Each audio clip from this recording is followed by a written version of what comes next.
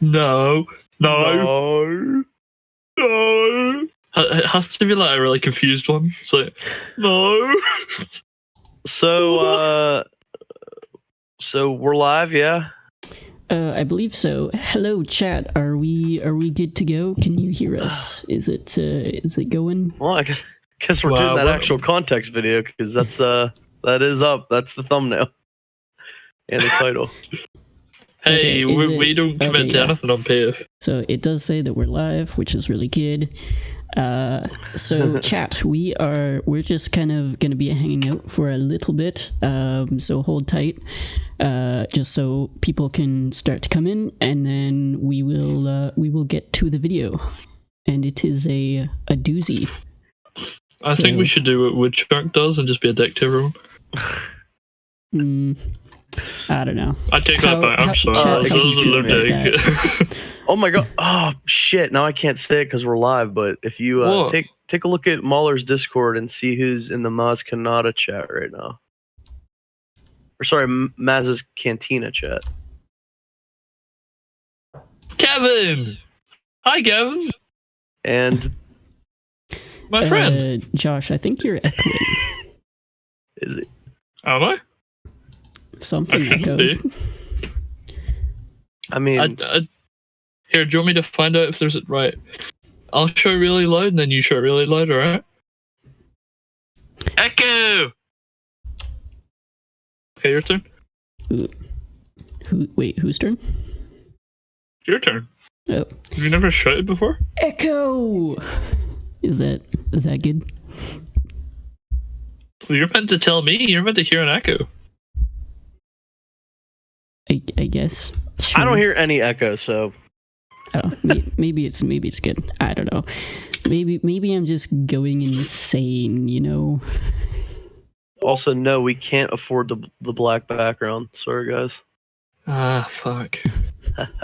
I really need to save up for that. Although all of our budget went on paying Remarkable Republican to come on a video, which, you know. Because that's how it works. You ask other people, hey, do you want to do a collab? Yeah, sure, pay me.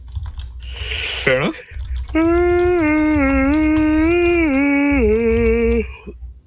Wow, what song?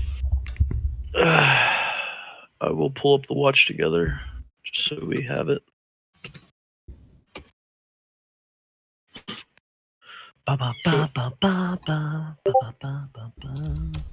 I actually have a really nice setup going on. Like, I can barely see half the room, but I can see.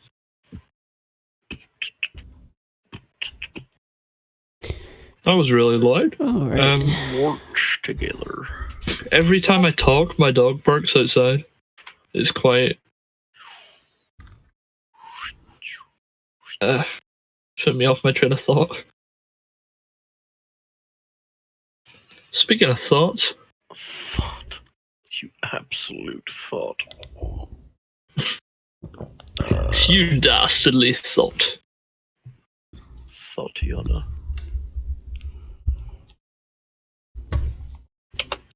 Bum bum ba bum bum ba bum bum bum.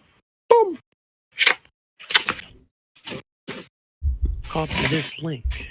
Post it in the chat. So, what is your favorite card? Whoabouts are you asking? It also depends on a lot of factors too. I am absolutely on time, and no one can tell me differently. I just got a notification saying that we have evidence that Metal McCann is dead. That's just a game theory. A PAFE theory. Thanks for. Fuck you for watching. Did he copyright that? You can never be sure who's copyrighted what's saying now. Oh wow! Next up on PAFE theory. Game theory. I wouldn't be surprised if he's copyrighted it. We have quite a delay on the stream, which is fine, but that's fine. That's the way things work. But, wow! Can anyone hear me? I wasn't expecting that. Yeah, we can hear you. That much of a thing delay. I guess we can also do it myself. I'll do it myself. Oh no, we seem to have lost. Oh, he is back, ladies and gentlemen. The man himself, the crafter of all. Are you telling me that there's a possibility? Are you telling me that there's genuinely a possibility that people could genuinely go into Muller's thing, go into a VC, and then just do a stream reacting to us live, where they just take the piss out of us? I mean, if they are, then Can I go on that one? That would be really funny. That sounds pretty epic, to be honest. I mean, if that happens, then you know that we could actually all just transfer over, and then we could like merge them. We just join in. What if that starts happening? We should automatically just switch to an EFAP video, and then just make it insanely meta.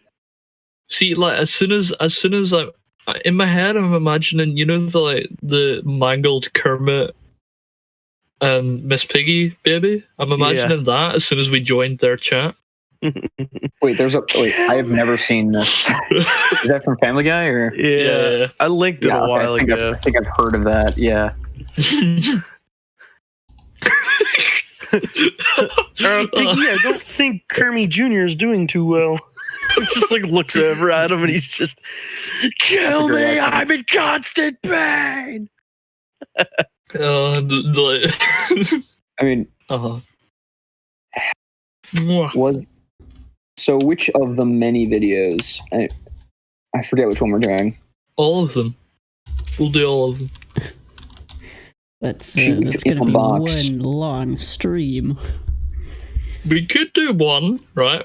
And then if it's bad, we could do another Episode 1, The Phantom Mary Sue. Oh my goodness. Sorry, where's that? Season 1 of PAFE. That's what we're gonna name season 1 of PAFE, because it's the Sheep in the Boxes video about The Last Jedi. Oh, do I like it? I don't know, because he calls it the best movie in the thumbnail. See, I'm really biased about that Quentin video that I had possibly said about covering. I know it's really long, because the first comment that I seen, like I just went straight to the comments. So I was like, I wonder what the reception on this video is.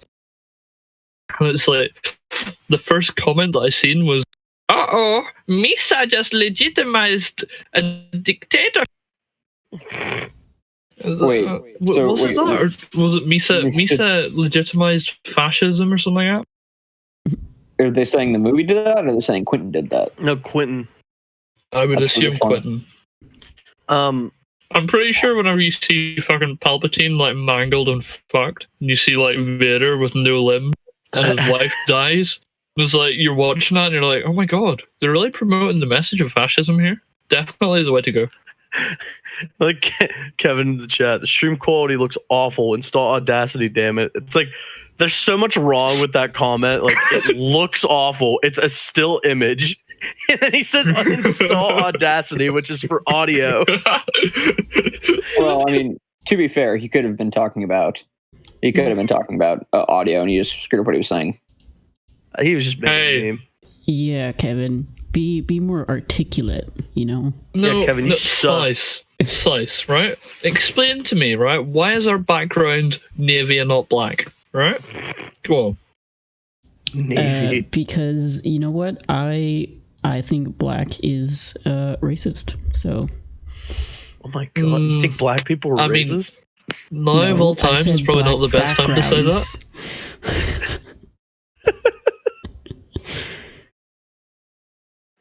I'm smiling immensely because I know Josh, the real reason why we don't have a black background is because we can't afford it, you know. We can't afford it. We don't have the funds to support that. That's all I wanted to hear you say.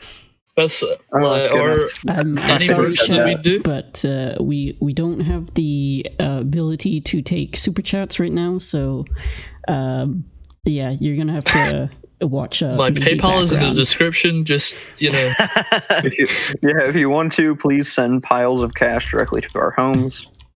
Shout out to Capital Opinions. You guys know what video I'm referencing with that, right? Totally. Wait, what?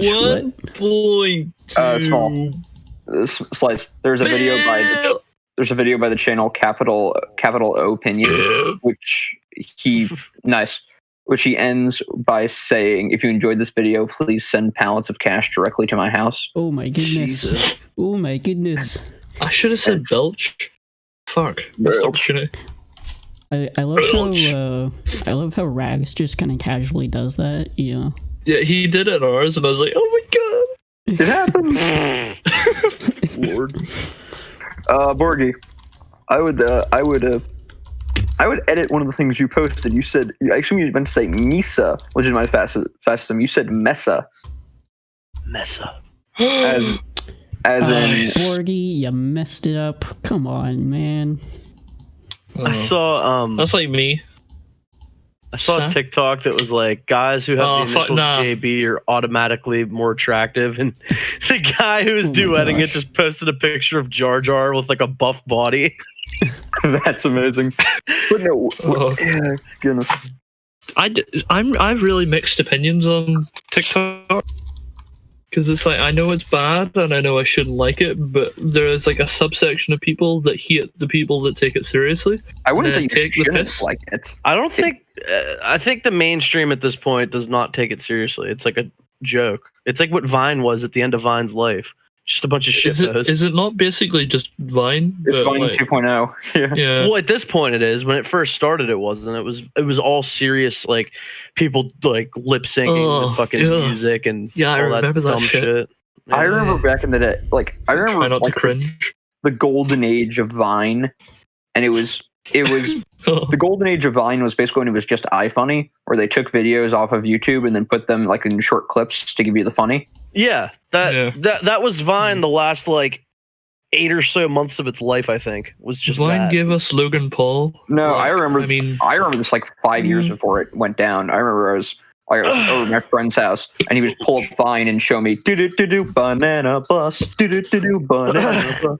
Yeah, I guess that did exist. I guess I'm more or less thinking about all the people who just literally like took basically what TikTok is. You just use audio from like meme videos, but you recreate it, like with your own shit.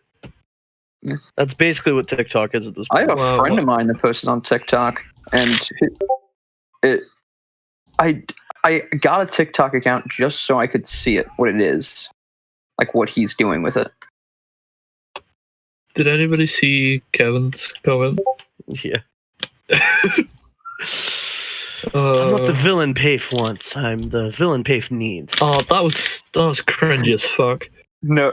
If you're gonna quote the movie, say PAFE deserves a higher. Oh, what was the line? Deserves a higher tier of villain, or what was it? Like Gotham deserves a higher something of villain. I don't know. Wait, so does that mean that we're the White Knights? That's really not the good look in this like.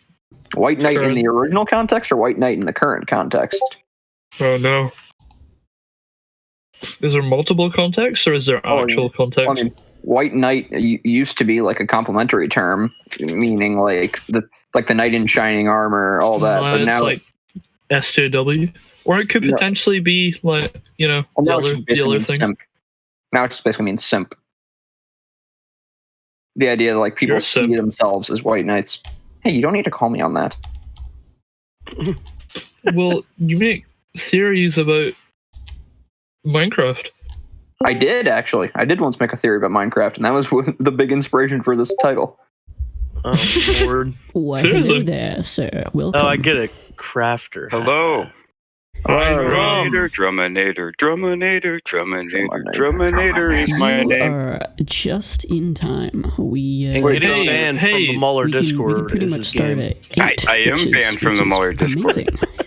Ben Shapiro. Wait, why are you play the violin? Banned? That sucks. Oh, I don't heard some people got banned. I didn't know it was you. Do you guys think it's kind of sad that we just have pretty much all moderators in the chat? I mean, I'm not in the chat. Fuck. Oh well. Let me get in there. I mean, it's actually. I meant I do have a violin time. because I'm absolutely Ben Shapiro. So yeah. But Druminator. I can't play it right now because of humidity. Next time you enter, you should just like before you even say anything, you should just do the Terminator theme, the da da da da da, and just do it on drums. Oh yeah. Yeah. I have a better Very one good for you. idea. Alrighty, well, That'd be a good channel I guess, intro. I guess we can get started here. Welcome everyone to another episode of PAFE. Hi. Exciting episode. We've got That's an me.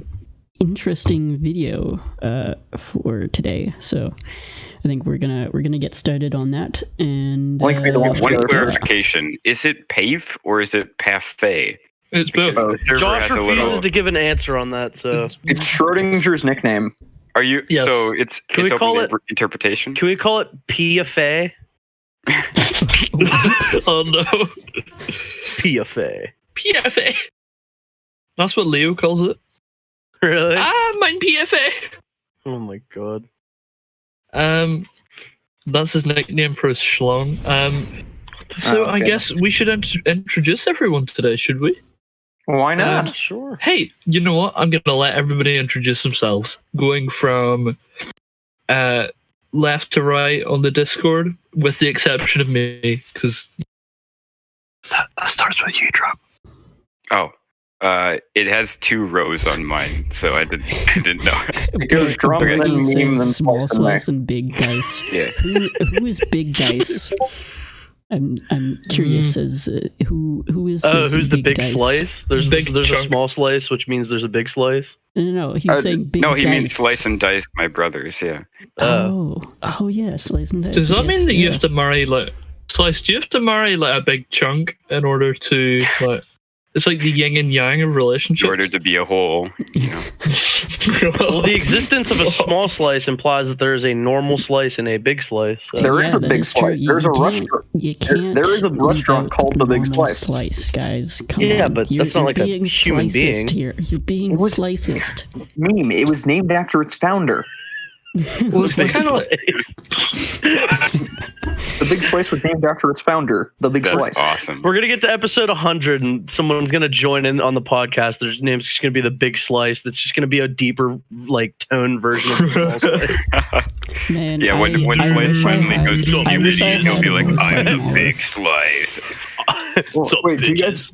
you guys remember? Does anyone here play South Park: The Fractured But Whole? Yes. Anyone ever play that game? You remember when Human Kite from another universe shows up, and it's just Yeah. it's just his cousin?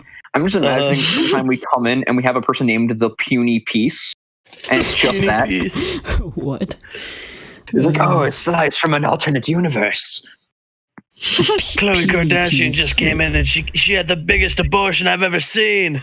Oh, no. no, not that one. I remember that joke. That was my favorite moment from that one. Biggest just abortion. A quick thing It's so to the chat here before we get started. How I'll show you is after. the audio doing? Is it good? Do we need to turn anyone up? Yeah. Another thing, I don't have the watch together link.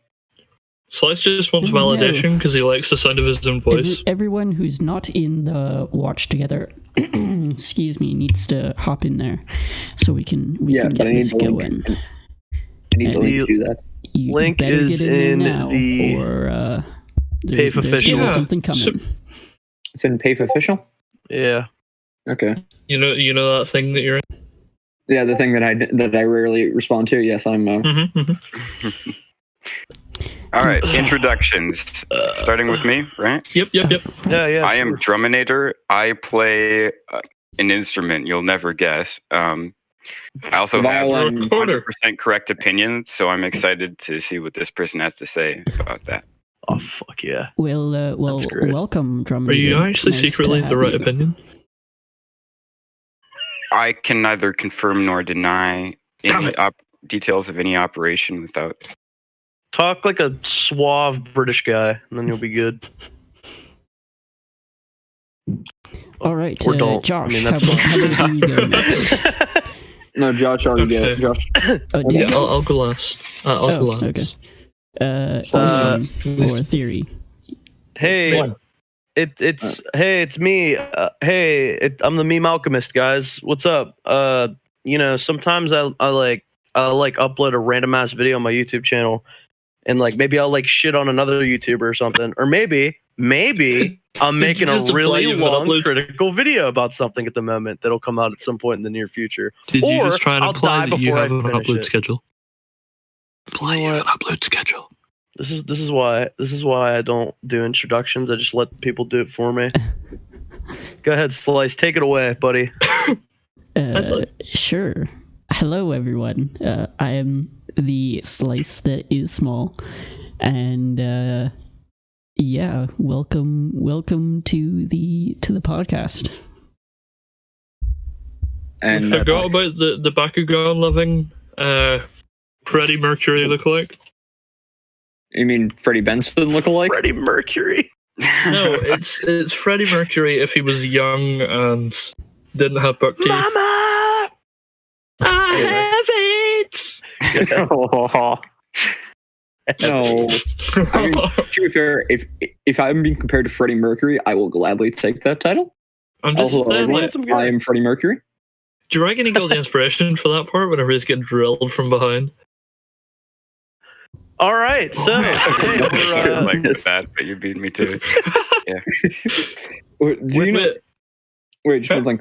Do you guys know there's a Netflix show called Celebrity Roasts, and it's pretty bad for the most part because it's really tame. But there's one joke in it that's really good when they said Freddie Mercury was destined to be a great musician because he was born with a piano in his mouth. Okay, well, hold on. There was some blasphemy that I just saw in the chat. Kevin, if you fucking ever say something about my waifu again, it's over. It's fucking over. What did he say? He said his waifu was trash because it is. Excuse me, but we've had this discussion. Chun-Li from the Street Fighter anime is the best waifu that exists. Thank you very much. Welcome to my TED Talk. What's a waifu? War here, guys. All right, Josh, do you legitimately not know? I'm assuming that a waifu is like, so okay. My reference would be it's kind of like the senpai shit.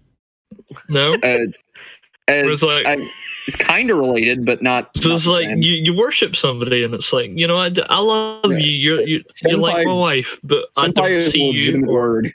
Senpai is a legitimate word. It means upperclassman or like a person in a higher stance than you. It's a legitimate word. Waifu was a word that was basically just a mispronunciation of the English word wife.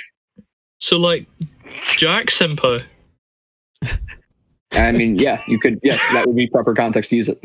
All right, Kevin, I'll forgive you for what you said by saying that no, Dan Backslide is the best waifu because that is correct, actually. Okay, fair enough. Yeah, I'll give it that. Wow, you really stay true to your opinions, don't you? Listen, my avatar is Dan Backslide. Unhindered Dan Backslide. So anyway, we're gonna be covering this just fantastic video. Friend of the podcast, actual context. You know, because like friend of the context. Yeah, friend of the context. Friend of the objective opinion. A friend of the podcast, despite the fact that we've had one interaction with them.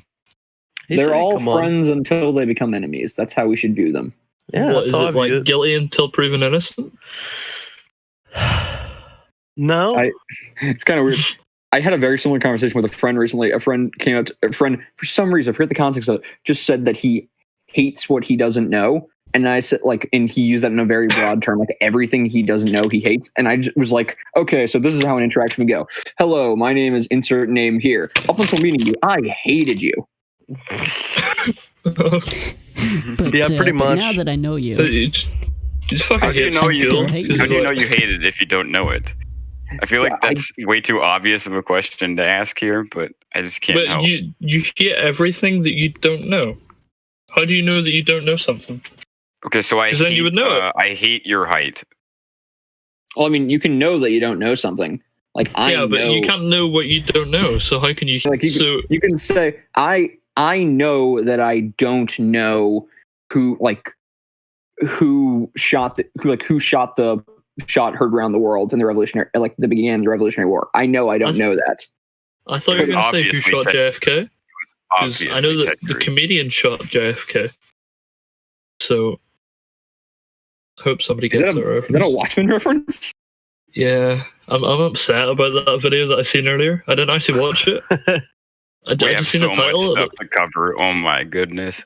Yeah, apparently it's not good because it's like the video that we covered before where the premise is bad. So it's kind of like one of those math questions where like you start out with the working out, and the teacher's like, yeah, I mean, you followed everything to a T, but you fucked up at the start, so everything else is ass as well. So I would give you marks for the rest of it, but the rest of it's based off fucking AIDS in the first place, so, I can't do that. If the base is rotten, the tree won't grow, essentially. Unless it's like a really disabled tree. Tree. What I heard is if you're not based, you're rotten. That's pretty based. That's pretty based. Yeah. So what happens if you have a house that's built on a foundation that's not solid? Right. It's not based. Bear with me though, right? Oh, cow. Okay. Right. What if the foundation is solid but it's moving? I got you there. What if it flies? It's a flying house? Well, then it doesn't exist. Centrist house. Kind of like that really Centrist awesome house. Film from way back in the day. Yes, Up. Yeah, but that Up in house the didn't sky. fly. Oh yes, Monster House. It floated with balloon. I am so disappointed that there was never a floated- sequel called Down. floated That with is balloon. like, Yes. how did you miss that opportunity? Accurate. The sequel of Down is whenever he dies of crippling depression. Terminator, do you know there is a direct-to-video ripoff of that movie called Sup? It's Wait, what? Yeah. That's real. Oh man. yeah. Isn't there like a whole collection of like knockoff Disney films that are just like? Yes. Who was it? I think Yeah. it was IHE that did a series on those. Can I just say, right? I seen part of a movie today. Right? Yes, Borgie, I will in a second, right? Sorry, it's called What's Up. No. I seen a part of a movie today that was. It has Adam Driver in it. It has fucking somebody else in it. It has Black Klansman? No, that's I somewhat What like If? that film, but I would need to watch it again. I'm just thinking of the movies that I'm driving. Kinda sucked. What If? But there was also I can't remember Billy Murray, right? Bill Murray. He Okay. was in it as well. Some other people that I recognized were in it. Selena Gomez was in it. Wait, how old is Bill Murray in it? He died in Zombieland. Yeah, well, it's a zombie movie. No, he became a zombie and then he joined the movie. No, he's a police officer now. That's illegal. So he's a zombified police officer. No, well, I don't know. I haven't seen it yet, so I've seen part All of it. cops are police. Whoa, I don't know if we can be saying shit like that on this Yeah, podcast. it's very controversial. I don't. Come at me with your communist viewpoints. Speaking of communists, we should get on to this video. This I red noticed video the that we have on the disclaimer. screen. Oh dear. Also, This guy- disclaimer. we love Content disclaimers here on advisory. this podcast. Also, somebody's not in the watch together, it looks like. Um, I see I'm 5 in. people. Yeah, There's everybody's 5, but here. one of them left. That says there's 4 of us. I'm inside it. Reload the page. So, see if my I'm theory following. left Well, as now well. it says theory's not in it. No, Okay, I now just it's reloaded the back. page to get back in. Slice, are you in it? Yep, everything's good. This is especially topical because of the video about objective morality, like its inclusion of religion. Guess So we'll I'm interested. find out whenever we click play and somebody's not watching. It's objective Yes. opinions. Someone's banner isn't green. It's just white. It's not me. Weird. So it says it was one of the first people who joined the user VV. Everybody change your usernames to like your name so we can tell who it is. Yeah, that's why I Mine did is that. fuck. AVXGB. What? Sure. What? I'm confused. If you can change your name to your name so we can tell who's missing from That's I'm witchcraft. I trying don't to know. How to do do that. that. but I don't want to. What's that? Why? What's up why movie must you make me posters? do this? Just looks like Lil Einstein's. Oh, please Well, don't, honestly, please don't speak so poorly of Level everyone's in Einstein. call for me, so it's working. All right, fine. we'll roll with it. That's pretty much the end of. I mean, we don't have really much else to say. And I the guess prelude. the prelude to the. Does one of you gentlemen want to read this little thing? I here? will do the honors. Content advisory. All right, Content take it away. advisory. This I love how- YouTube channel is not for children. These videos talk about boring things like politics and religion, and constantly mention some old guy's book about bread. You would hate it. Boring things. Is that Yo, is this that guy really Bible? entices the audience, doesn't he? Is that what that- Yeah, it is says that- is that- thank you for leaving. Like, I love it. The boring things like politics and religion. Yes, the two things that are debated the most on this planet, probably. Yes, it's the two things you don't bring up at Thanksgiving: politics and religion. They're so boring. Unless you want to have a good time. You know. How the love fuck it. are you supposed to say namaste at fucking at Thanksgiving? Like, come on, Thank you guys. for leaving. It's like in a different font too. Like it's like I can appreciate the bit of humor. I Is just there a possible way that this could be more pretentious? Oh, definitely. You could have the content could it- advisory flashing. Oh yeah, you're right. true. Come on, up your game, guy. All right, let's go, boys. You ready? Everyone ready? I mean, we haven't started the video yet, so maybe it will flash. It might. It might. Oh yeah. Epilepsy warning. the potentially. chat, particularly Borgie, is getting anxious to start the video. All right, let's start it then. That's just because he's red. All red men are like, Yeah. fuck no, guys. I want It's to just watch like some. your opinion, man. Welcome to Actual Context, where we examine the objectively toxic discourse online and in your heart. So today I'm responding to Gushin's video, which is a I assume he's wait, being a bit okay, sarcastic with. Is he doing the Hello Greedo thing? But like, Yeah. Where you wear the mask. I still Yeah, don't like a- understand how this works because Is this pre or post coronavirus? this has It's to gotta be be post. recent, right? I believe it was a few months ago. I believe. Don't quote me on that now. I mean, the mask has got to make it. I'm gonna look it up. to the Well, I would exact date. assume he has No the one, mask. no one cared who he anyway. was before he put on the mask. He's got that shiny ass mask on. Wait, no, this is 6 months ago. What? Oh, He was doing it Oh, that's- before. he was the head of the fucking- curve. Coronavirus yeah, hipster then, I guess. The coronavirus. The coronavirus hipster. You know when that hit, he's like, finally, I won't. I work fucking with-" told you so, guys. The Cove hipster. Yeah, Oh, no. the Cove hipster. All right. Well, Just one thing. I assume he's being sarcastic when he said an objectively toxic discourse. I'm gonna hope because Well, that's just silly. Well, I mean sarcastic in the use of the word objective, because if he's Yeah. saying it is objectively toxic, then It defeats his argument, I would assume. yes. So I'm assuming he's being sarcastic there. I would assume Yeah. so. And also, on the topic of Hello Greedo, like, do they record this shit after? Like, I still don't get it. I love the idea that he's just sitting in a room by himself, miming out the Just action. moving, yeah, not saying anything, Here's a just theory. moving. Like, Here's a theory. So I bet that Hello Greedo uses Audacity. And Oh, that's Definitely uses Audacity. He has the audacity to use it. I love the Audacity word. Just one thing I was just kind of trying to get to is, well, I mean, it kind of came out with after, but if he's saying that if he's using objective, it's objectively toxic, and he's using it sarcastically. But then if he brings up examples and uses argumentation to try and show that it's toxic, he would be making an objective argument. What do you mean these type of people? That's Captain America right there. You got something to say about Captain America? He has a great butt. That's he America's has an ass. even better Bucky. Hey. Bucky should have got the shield. No cap. Let's continue. I agree.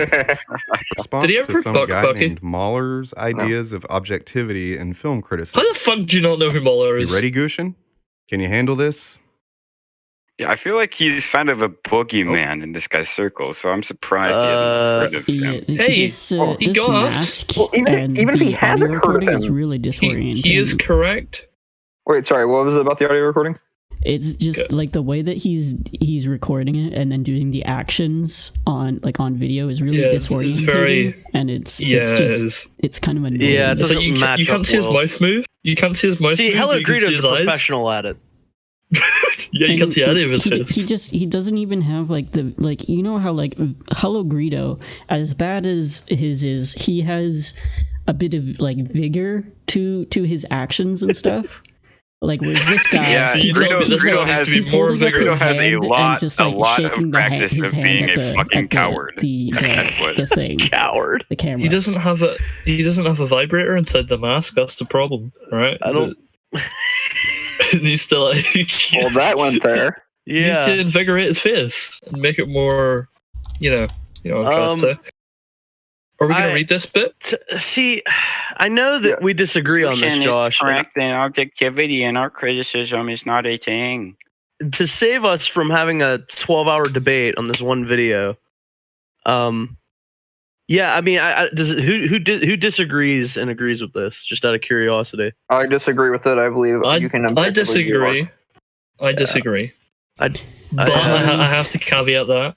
Okay. I think there's kind of two parts. So I think I would agree. There is definitely objective things about art. Art can be objectively criticized.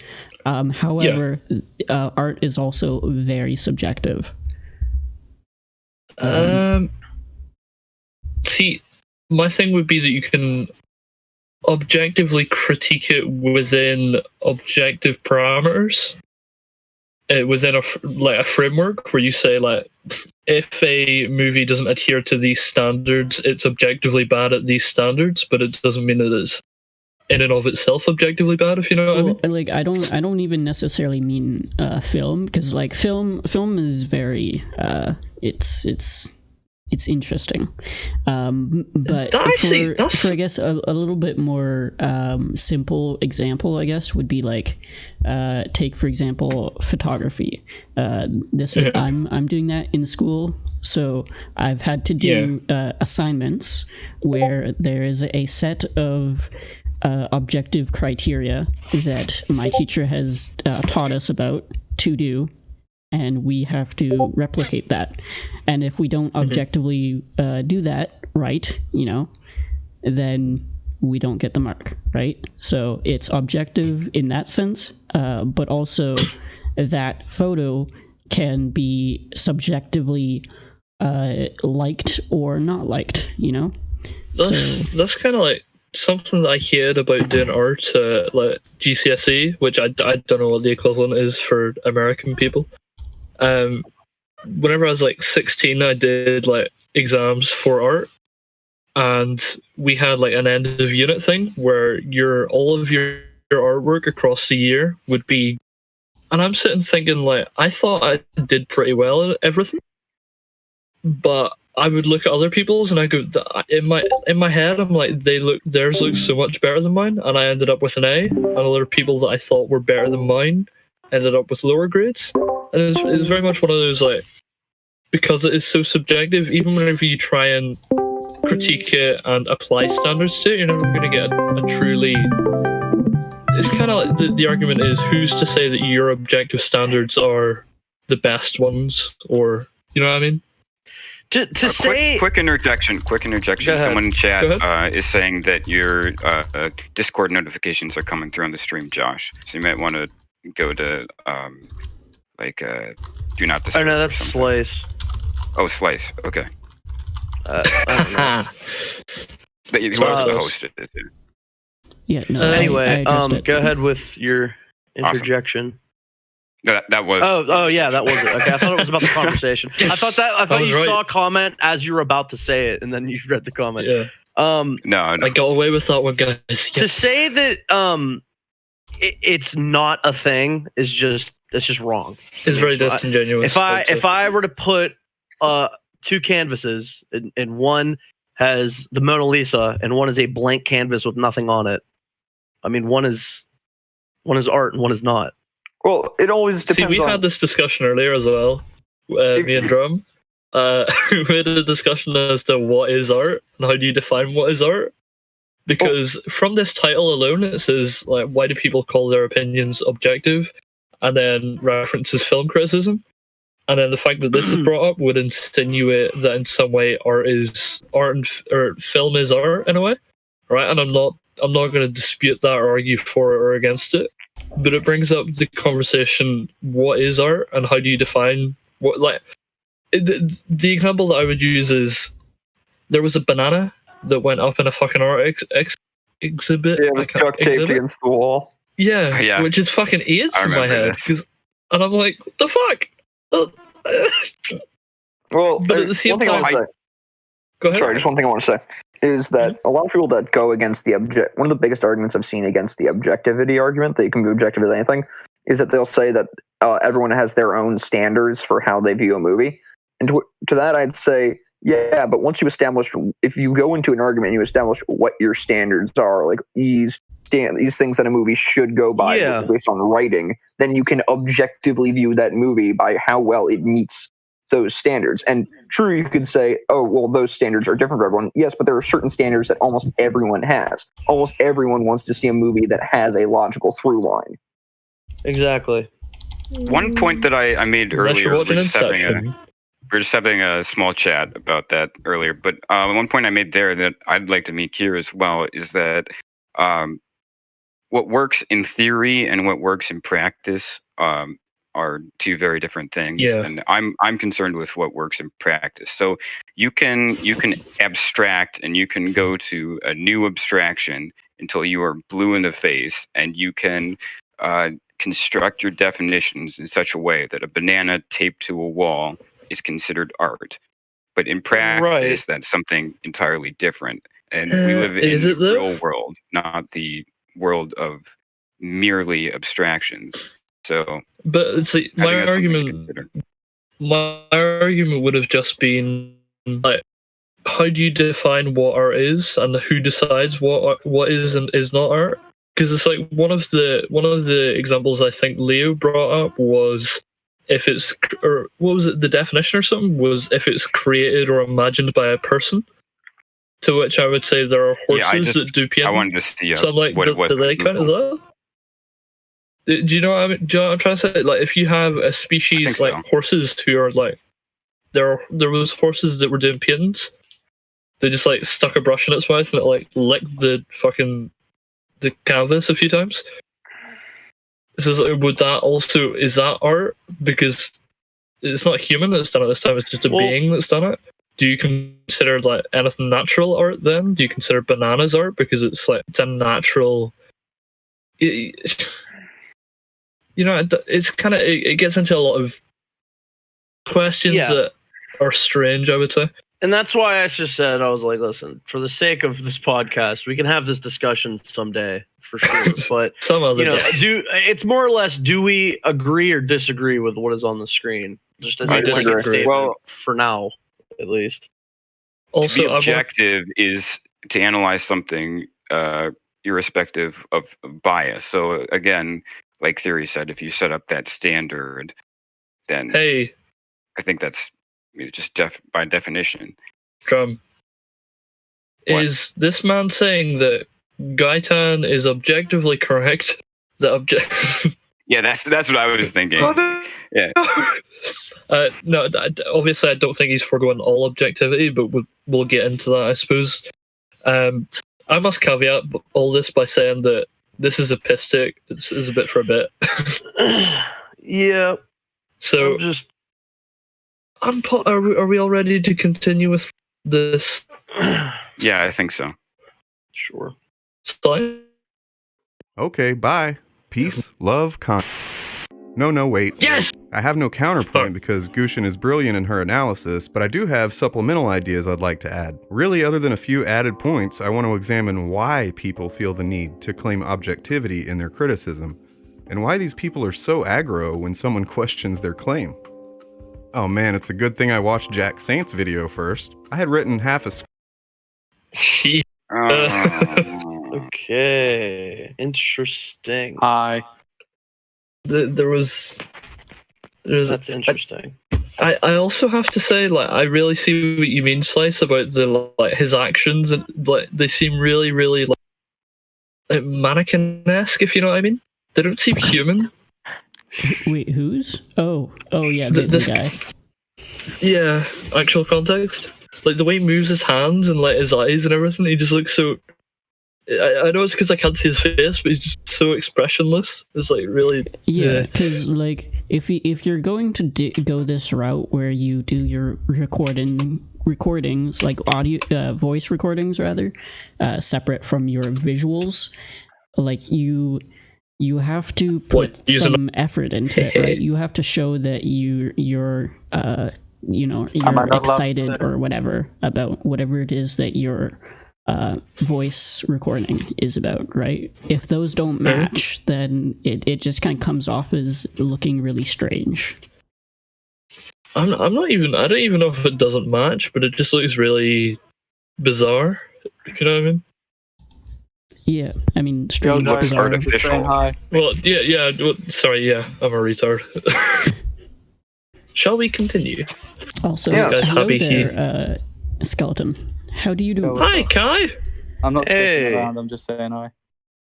Oh, hey there. It's nice to see you. Hi, Kai. What are you guys up to? Just We're doing the podcast. Which We're- one? the best one, the one that is US people, and I was adopted. Adopted. Yeah. Well,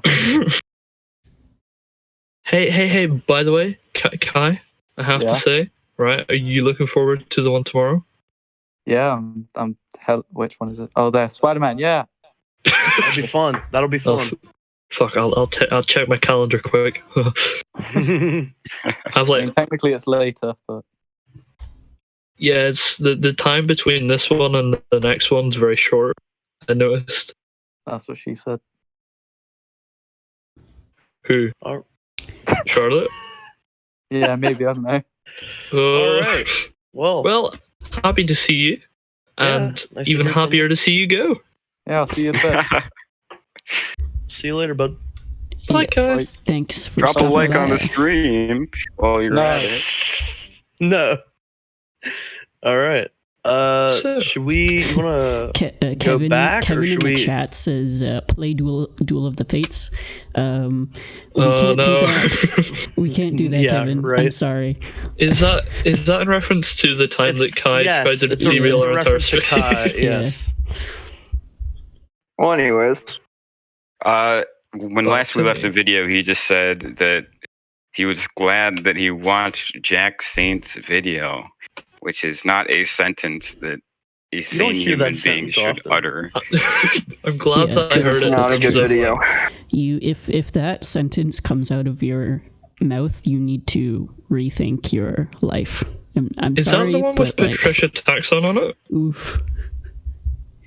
Is it? Wait. Not so sure. can I ask? Like, I'm not trying to be a dick when I say this. Is Patricia Taxon and Erica Taxon two different people? No, No, they're one and the same. No. No. I know that they are the same person, but I mean, like in terms of like, personalities. do if there's a video with Eric Taxon on it, do we consider that Eric Taxon? And then if there's a newer one with Patricia Taxon, is that Patricia Taxon? I think Or you is it just just go all back and Patricia? I think it's just I think a it's hate all speech Patricia. trap right there. I think it's just all Patricia at this point. I think you just call him say Patricia for all the videos. it's really Oh difficult. no, Yeah, that you was. done fucked it, Theo. It I meant to does say- get kind of confusing because wasn't it Erica Taxon at one point too? I think that was just a name that people. I could be talking up my arse, but I believe that was the people that just applied that name to her. I don't know. But yeah, if it's the Jack Stent video that he's referencing that I'm thinking of, it's not a great video. Look to Yeah. EFAB as to why. That's all I can say.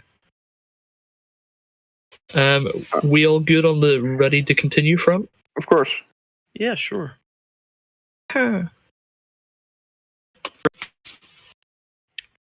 Okay. Oh no. Man, what'd you do? I didn't do anything. It just said me. Plot holes. Okay. And why these Let's go people are from there. so aggro when someone questions their claim. Well, go back a little bit. Points, I want to examine Okay. why people feel the need to claim objectivity in their criticism, and why these people are so aggro when someone questions their claim. Yeah, it's definitely out of sync. That's weird. Could it potentially be because they believe that they're right, and the people that can prove that they're right are told that they're wrong?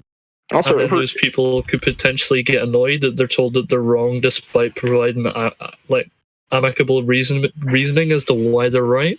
Especially when the videos that are calling them wrong, like, attack them personally, like the Rags video by Patricia Taxon. Yeah. It's like, and that's not a call out. It's just kind of is an example of where a lot of people seem to take, especially on YouTube, if you say that you disagree with somebody's beliefs or their points, people seem to take that as Brie Larson would say, a personal attack or something. It's very much like people have their beliefs and their ideology unanimous with their character. So if you attack their beliefs or you disagree with their beliefs, people seem to, like, I may be inferring, but seem to take those things personally. The cop of phrase is part of their identity. It's the same thing with saying. It's the same That's why it's called identity with politics. saying like I like a film versus this film is good. Like that's kind of what the same, it's kind of the same thing where you're conflating your feelings with or beliefs with other things that are not those. It's very much like it's kind of like your opinions on YouTube, especially in the commentary community. Your opinions and your ideas are your entire credibility in that sense. So if somebody can disprove the things that you say, you lose part of your credibility sometimes. So it's like if you have a very strong opinion and somebody can disprove that, and then it makes you look like a bit of a cunt or a bit stupid, it goes against everything that your channel's supposed to stand for. Like the example I would use is, was there not a conversation between I Hate Everything, Wolf and Mauler, I believe? I think so. It might have been within which, from what I understand, Mauler said that he conceded that Mauler and I believe it was Wolf was right, and then afterwards denied the conversation ever happened, and disagreed with it in hindsight, because at that point, and then started sniping at them on Twitter. Yeah, because it's like I can understand. Like I'm not saying it's right, but I can understand in his circumstance, if he sides with them and he agrees with them, to an extent, does that not disqualify a lot of his channel or a lot of his opinions? And at that point, does it not disqualify him as a content creator to an extent? Well, if you're actually wrong about something important, especially like if you're like going after a content creator and then you have a discussion and you come to a conclusion that maybe that wasn't totally accurate, or maybe I should have said something different. The best thing you can do there is just acknowledge it, acknowledge it, apologize, and retract. You see a lot of people apologizing these days, but they don't not feel really genuine. not for things that they should be apologizing for. You should just apologize if you do something wrong. All you have to it's not even a big thing. All you have to say is like, I went into this with really firm set opinions. I come out of it enlightened, and I, in hindsight, realized I was wrong. I'm happy enough. I want to improve. I want to get better and produce better content for everyone.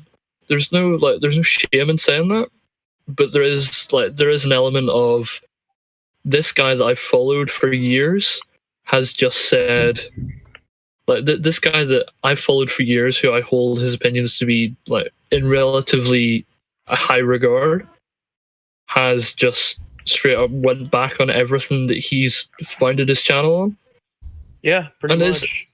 And that creates a very big problem for you as a creator going forward. So it's that you almost can't acknowledge that you're wrong, if you know what I mean, because you're stuck in that trap of, I've said for so long that I'm right, that if I acknowledge that I'm wrong, like I discredit my entire channel. Where do I go from there? It would kind of be like the Amazing Atheist one day releasing a video saying, "Now I'm Christian." Yeah, and then everybody's like, well, what the fuck was the rest of your content for? Yeah, it's kind of like what happened with Ralph the Movie Maker too, with his Joker review, because he goes against a lot of the things that he stands for with the way that he critiqued that movie. And also, it gives you quite a it gives you quite a warped opinion of the person that's telling you those things, because it's like if I started a channel, like if I start my personal channel tomorrow and I create a video outlining my beliefs, and then in the very next video and a few weeks later I contradict those beliefs without addressing why, that doesn't look good on me, because I'm basically arguing with myself, if you know what I mean. I'm contradicting myself. I don't have it doesn't look like I have a set firm opinion, and it's really hard to attach to somebody who's trying to tell you one thing who then changes it the next week. And it's what I'm trying to get at is, if people feel like their opinions are right, they find it really, really difficult to acknowledge that they're wrong, especially if that is what their channel is built upon. Yeah, that makes sense. But yeah, that's it's a bit of a spiel, but like, you know, I think it gives a little bit of context to a lot of the problems that there is in the commentary community. It's like everybody's fighting to be right. You don't understand. If you have the right politics, that means never having to say you're sorry. Of course, Ben Shapiro would say that. Well, anyways, a video exists. The video. It does indeed. Oh man, it's a good thing I watched Jack Saint's video first. I had written half a script that would have been a somewhat... Is that Joe Rogan? Yeah, why would you bring poor Joe Rogan into this? Why was he there?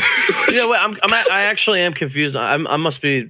was there something before what he just said there is the reason why Joe Rogan was on screen? No, he was talking about Jack in the need Jack claim Saint objectivity in their criticism, and why these people are so aggro when someone questions their claim. Oh man, it's a good thing I watched Jack Saint's video. Jack Saint and Patricia Patterson were aggro. Hold on. We're gonna pause Is he comparing Jack Saint to Joe Rogan? Or maybe Joe Rogan. No, I think Joe Rogan's in the video, maybe. Okay, that's the problem with Jack Saint. Okay, why would you bring poor Joe Rogan into that? Well, we don't have the context for it, but yeah, it depends on what the point he's making, I suppose. It's a strange editing choice, because is he trying to say that Joe Rogan's one of those people who has the aggro opinion? Just, even for him, why would you choose that clip of that conversation? Why would you choose the one where Joe Rogan shows up? Because there are so many clips. That's a long video. You could literally just get a picture if you wanted to. Yeah, why put a little Joe Rogan tag in the description. Helps with the algorithm. I mean, yeah, I agree. I guess. Let's get Joe Rogan on PAFE. Yeah, let's do it. No, we'll have to move to Spotify if we do that. So. You guys ever hear of DMT? Elk steak. Also, just one more thing. He's acting as if people like Jack Saint and Patricia Taxon didn't also totally get aggro when they got called out. Oh yeah. These are also people who call their opinions objective. To clarify. I've heard the word aggro before, but I don't exactly know what it's referring to. Aggravated. Okay. Like, it's aggressive. Slang term. He's just trying to be hip. To make your defense in an angry way, basically. Something else. It's kind of funny that you use aggro to mean defensive, but you know, whatever. It's just so strange though, because it's like Jack Saint is the definition of one of those people who has this aggro opinion where he will literally sit on Twitter and like block people and then like talk shit about them while they're blocked and then like unblock them when they're done being mad. It's like a childish thing to do. Like, I don't know. He's a bad example is what I'm trying to say. Like, that's actually a really good point. And if I can add something to that, I think you'll hear a lot from the subjective crowd in any measure here with regards to art criticism, or even the people who are like, everything is subjective. They'll be like, why do you care so much? The movie came out 2 years ago or whatever. It seems like they care a lot. Spider-Man they care enough to make out. videos about it. Yeah, right. To me, aggravated kind of is like you're slightly mad about something that keeps happening, I guess. It's you could be aggravated. You're not defensive. If it's just you're one not thing, like super mad, but like you're not angry, but like somewhere in between. Aggro. Just immediately comparing it to aggravated is maybe not the best example because aggro is more like a gaming term. To I think it's a poor word choice on his part. It comes across as trying to use slang to be, how do you do, fellow kids? To aggro. Oh no! Howdy, kids! I'm hip with it. That's because Jesus Christ is one. Yeah. Just because we're not letting you finish that line. No, I didn't finish it. Don't worry. I was going to say a word like that. Can I also watch your tongue, young man? Young Josh, thank you very much. Can I point out something with his title, which is why do people call their opinions objective, and then reference? See, I'm not condemning him. I'm not going to say that he will or will not do this, but is he and people like Jackson who claim that their opinions are also objective, or is he universal and does he apply it to everybody equally, or is it only the people with the correct opinions are allowed to say that their opinions are objective? Well, based on one thing he had earlier, it seems like he's only talking about art criticism. So that's an important thing which is why the video is poorly named, because why do people call their opinions objective? Even though later in this video, if you go back a little bit, he was talking about he had like the banner up. Yeah. Objectivity and art criticism is not a thing. I know. I think it's fine because he put film criticism in the parentheses there. I mean, when but you you don't want to be overly pedantic in the title. I mean, he's going to explain it in the video. When you say opinion, you're referring to how you feel, basically, or what you think, not based on fact or anything. Whereas opinion would be a belief that you hold. Objective is referring to something that is fact or can be proven, right? So saying objective opinions or opinions as objective, it just doesn't make sense, It sounds like a paradox, but at the same time, I would say that if I were to say, in my opinion, the world is flat, you could disprove that. So at that point, it becomes objectively wrong, if you know what I mean. There are exceptions to the rule. Yeah, I would say that there are facts. There are facts. There are factual opinions, which could be either right or wrong. And then there are preferential opinions, which are subjective. Yeah, it's kind of like if I say I feel that the world is flat, you can't disprove that feeling. Whereas if I say I think that the world is flat, you can disprove that in terms of you can provide me evidence to prove that the world is not flat. If you know what I mean. Essentially, think of opinion as like a word, as another way to say belief. Opinion means belief, not like you're not saying the world is objectively flat. Like you're not saying that. But you're making a statement that is like the way that you word your statement is very important. You're not making an objective statement, right? So slice. If you say, yeah, sorry. Sorry. Go ahead. No, I cut you off. Was that okay? Could you repeat what you last said, or else Drum can fill in with? Yeah, go ahead. So basically, you're stating your feeling, basically, how you think that the world is flat. There's a difference between thought and feelings. Objective statement. You're not saying I know that the world is flat. You're not saying the world is objectively flat. But is there not a bit of a difference between thought and feelings? If I think something, you can provide me evidence to change that thought, that belief. It's like if I say, I don't believe in God, I don't think God is real, and you can provide me evidence that God is real, you can change that belief. Whereas if I say, I feel that it's cold, you can't change my feeling, because that feeling is like, it's completely subjective to me. You can't actually change how I feel on something. Like, maybe you can in a few instances, but in terms of if I say a room is cold, you say, no, it's warm, I can go, yeah, but in my opinion, it's cold. Can I just read off the definition of opinion granted by Google? Yeah, but go ahead, Chief. I don't think you would, in that scenario, I don't think you would say, in my opinion, it's cold or warm or whatever. I disagree. I disagree. No, I know you would say, my room is cold. That is a fact, right? That's Or I what feel you say. cold. You No, would no, not say, in my Slays. opinion. That's the Slays. like. If I may, Go ahead. to say the grass is wet, okay, that would be factually true. All right, the grass is dry would be factually false. The Is water opinion, wet? I think the grass is wet, would be a factually true opinion.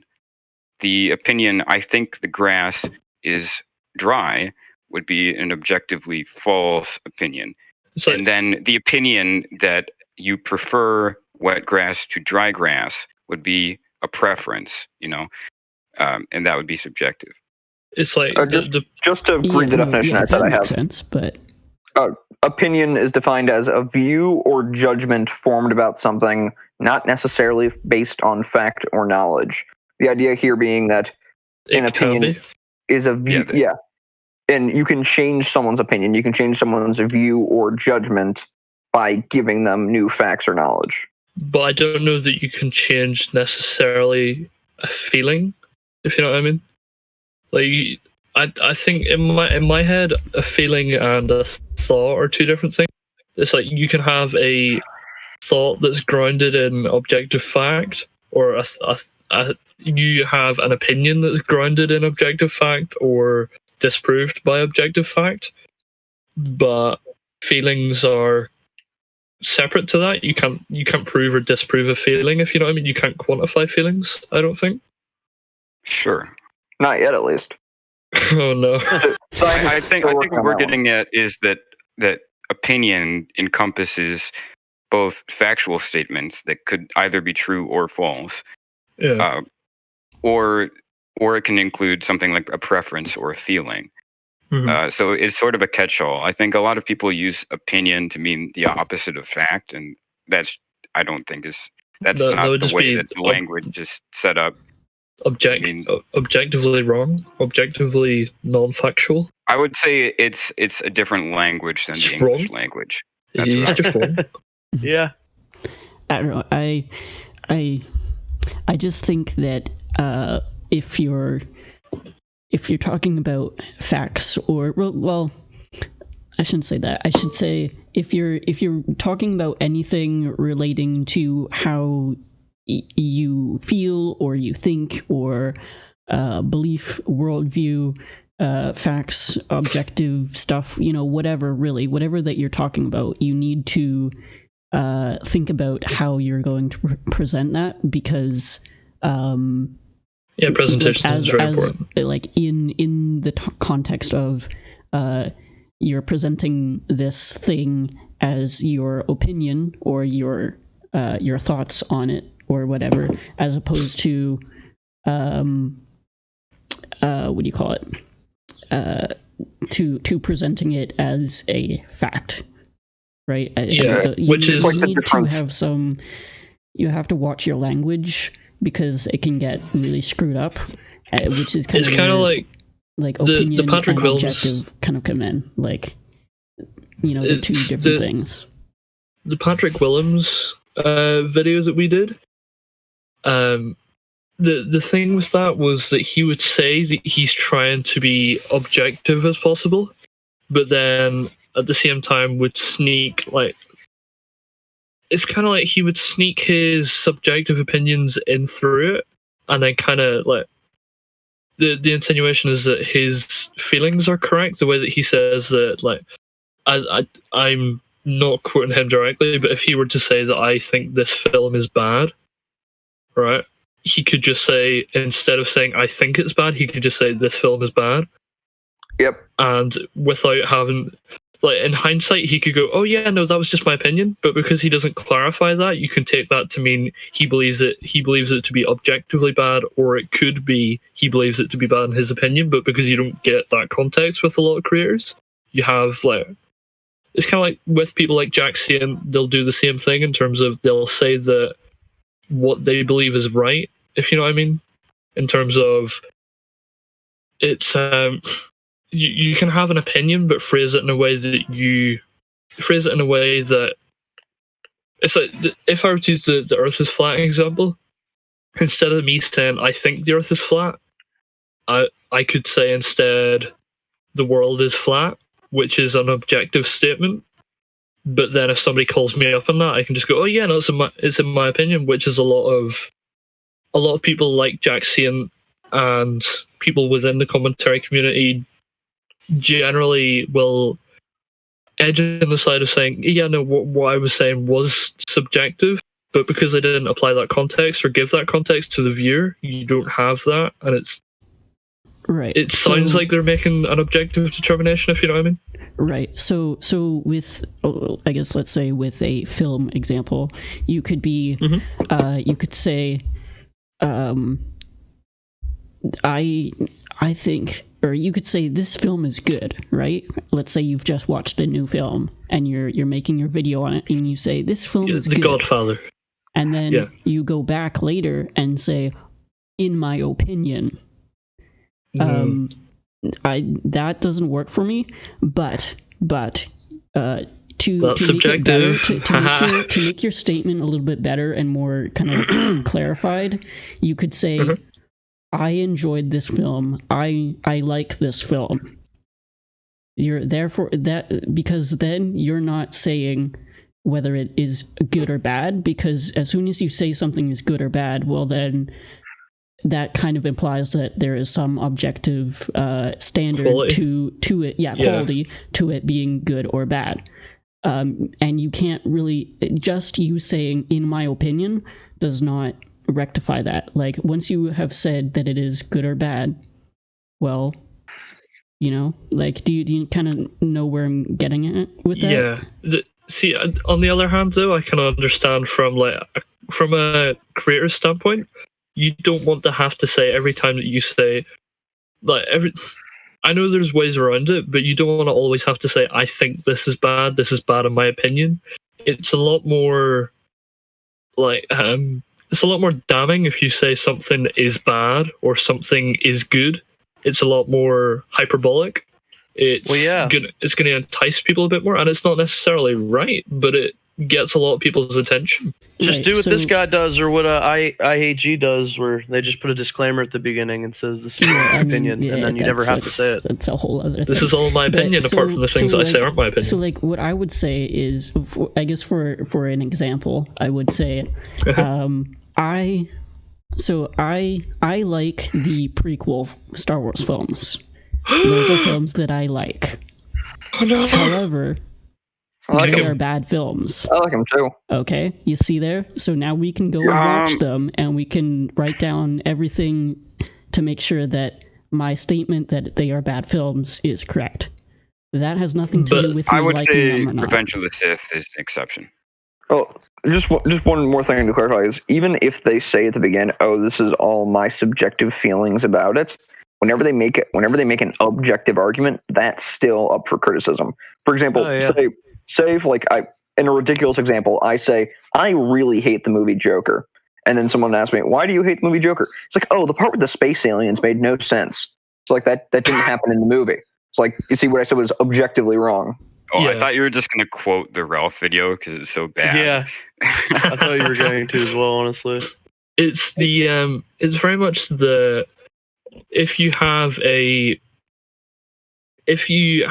statement that you make that is, if you can apply objective parameter to that. So if I can say, okay, well, why do you, even if you say, in my opinion, I think it's bad, you go, right, well, what do you think is bad about it?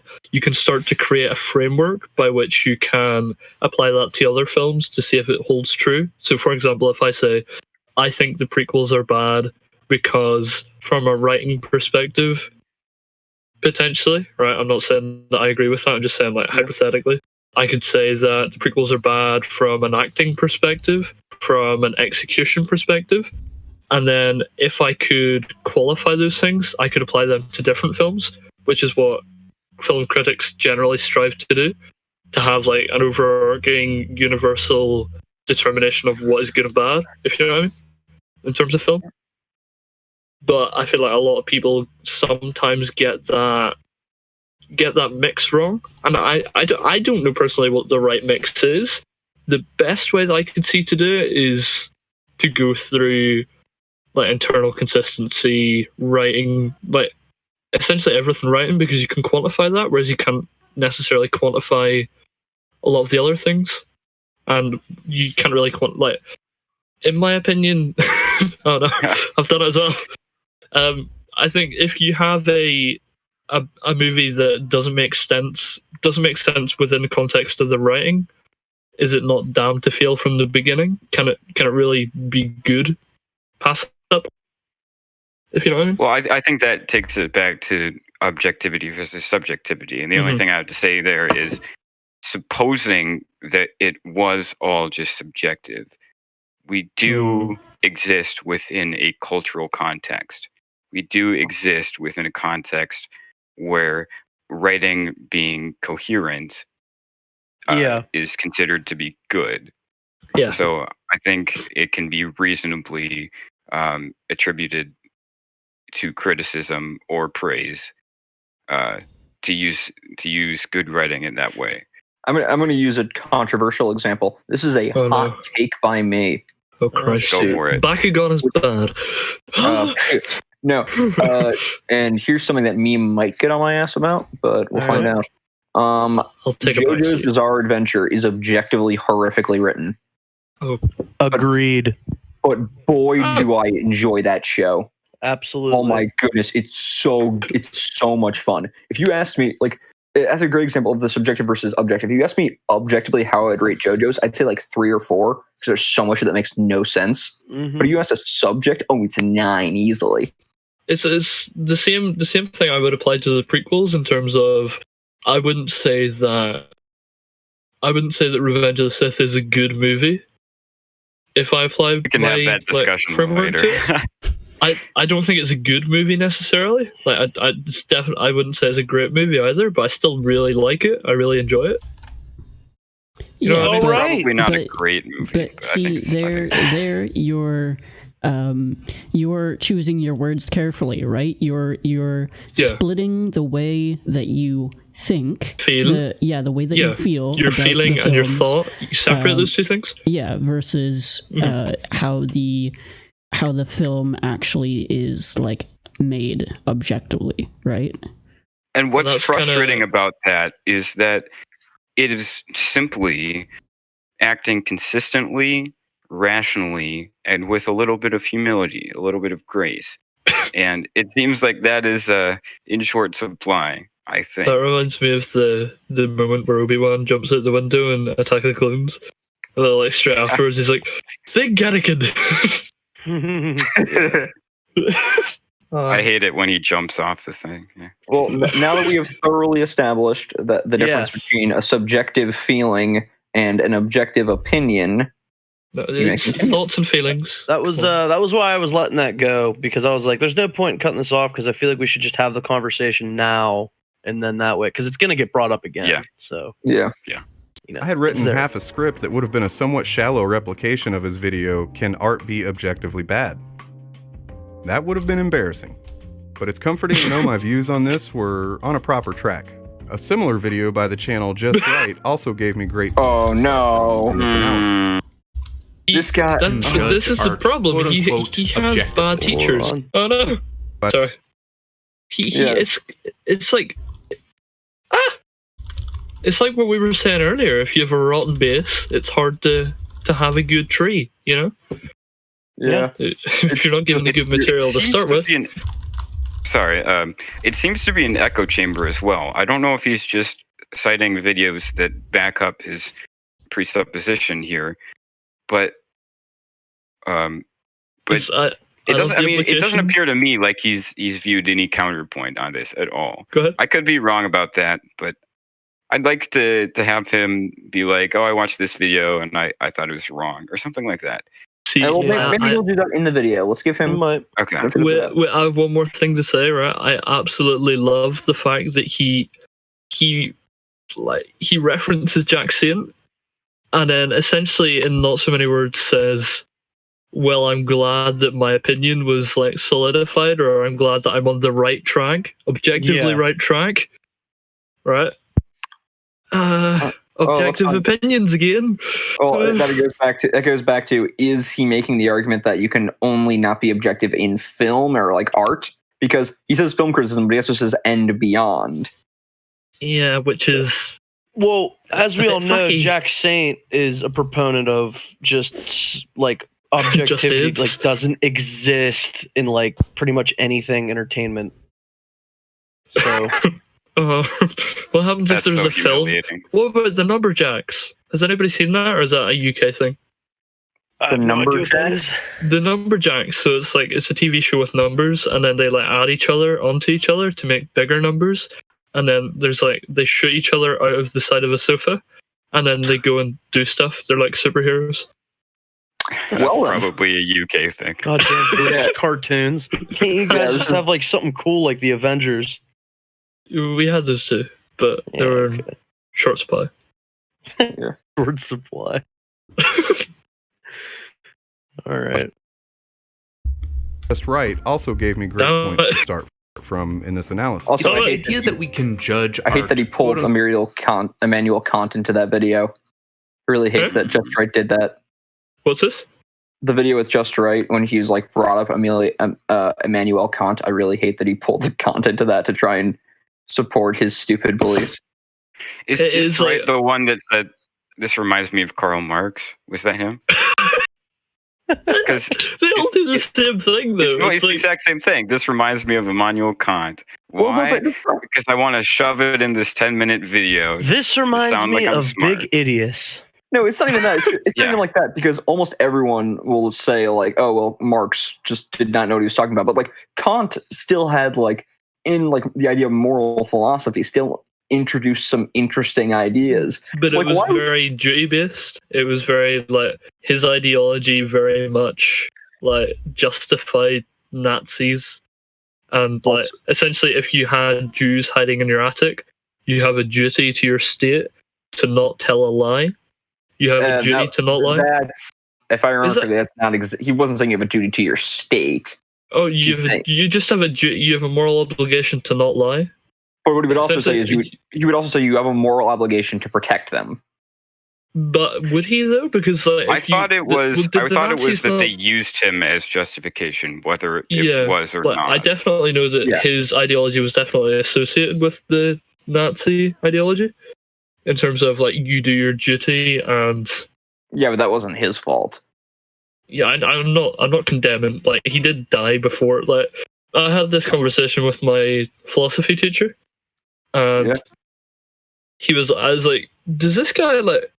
Does he realize that what he's saying justifies to an extent some of the atrocities of World War II? Would he still like be consistent with his argument? And my philosophy teacher was like, yeah, I'm probably sure that he would probably renounce his ideology after he realized it was condoning the death of babies. So know, I'm not even saying I agree with Immanuel Kant, but I would say that what happened with World War II is such a perversion of his ideals that to claim that he would be upset, like he would get rid of his own ideals because of it. It would kind of be like saying a person that's on the political right would immediately throw away his ideology after seeing like far right like white supremacists. He would probably very much tweak or alter his ideology to make sure that something like this wouldn't be able to happen, like have caveats in it. Like the way that the natural law in like the one that Thomas Aquinas made. Yeah. So you have like the primary and secondary precepts where you can like there's an element of like situation based ethics in it. But back to the point, I love how these types of people generally go like, in order to talk about why Brie Larson was wrong to snap the Don's hand in half, first we have to look at Plato. Aristotle, actually, you know. I'm just sorry. Beginius. Just Right also gave me great points to start from in this analysis. It's the idea that we can judge art quote-unquote objectively, a kind of criticism that focuses exclusively on things like plot holes and whether the events of a story make strict logical sense. The goal of this criticism is to is it not necessarily strict? Is it not just internal consistency and coherency? Oh, yeah, but that's strict logical sense, as in Yeah, yeah, I don't logic. necessarily disagree with anything I just heard there. But it's not. Is that a bad thing? Well, what, No, in that Are those things not he's trying objective to problems? make it sound like it's a bad thing. That's the whole But are point. those things not objective problems? yeah, exactly. Plot holes are objective problems with a story because Yeah. It's a fucking hole. I mean, It's exactly. a plot hole. It's not. It's like It's a it's a freaking gap. hole, guys. It's a freaking It's a hole. hole. Holes are road. objectively bad, right? If I handed you you a tell me bucket and there otherwise? was a hole in the bucket, you would not just say, "Well, it's." I mean, it's How the only fuck bad are you if do supposed to it use that the way. bucket if there's not a hole in it? Yeah. Well, I just didn't notice it. It's like, yeah, I'm sure you didn't notice all the water spilling out of the bottom, showing you all the issues. No, with this fucking no, bucket. no. If there's not a hole in the bucket, you can't put any. In my opinion, the bucket is fixed. And granted, You're only there are- saying that because you're a small slice. That, to that's use the my bucket opinion, analogy, so you can't tell me I'm wrong. Yeah, I can. to use the You bucket should analogy, say that's my small slice. there are different kinds of holes the bucket Sounds like an has. innuendo.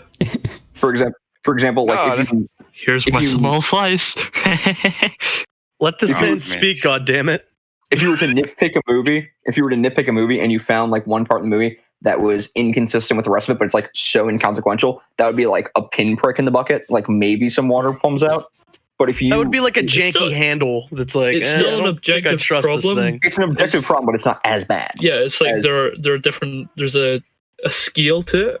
But then you have things like JoJo's, where it's almost like you cut out half of the bottom of the bucket. It's like, how do you not see the problem? Yeah, just but a it's like a cylinder limited with no edition bottom. Just half bucket, the so bucket. everyone likes it.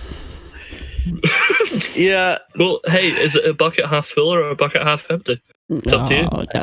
Just fill it up. It's actually entirely full. It's half full of air. these people get into this weird realm with this kind of stuff though, because then it gets into the whole like, well, I didn't notice it, so it didn't bother me. And it's like, it doesn't Yeah, matter. at if that you didn't point, notice it. That's really frustrating. I don't Yeah, feel that it's they a actually- problem. It's like, it I doesn't was matter if you watching- didn't notice it. It still fucking happened. That was Major Lee's whole argument about the disappearing knife thing. He was like, "Oh well," she's like, oh, "Who cares? It's it's not." It's like she literally would have died if the knife didn't disappear. You understand? I didn't notice the chemical reaction in the air, therefore it's not real.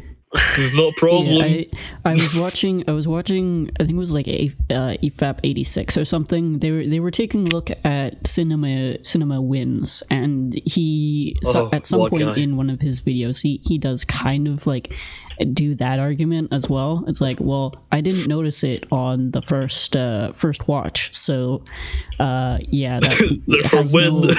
no consequence, on like it doesn't really matter because I didn't see it.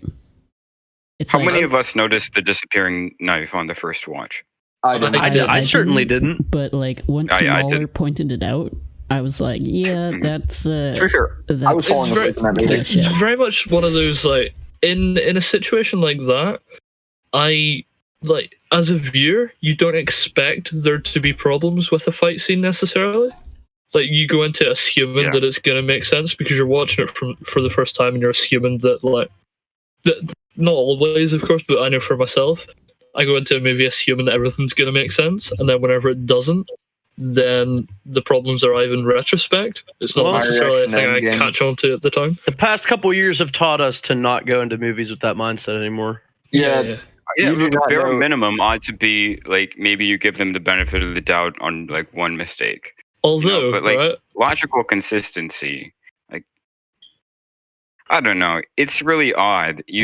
When I've written, I've found that writing events that happen logically and coherently is not the issue. The issue is making something interesting and with meaning.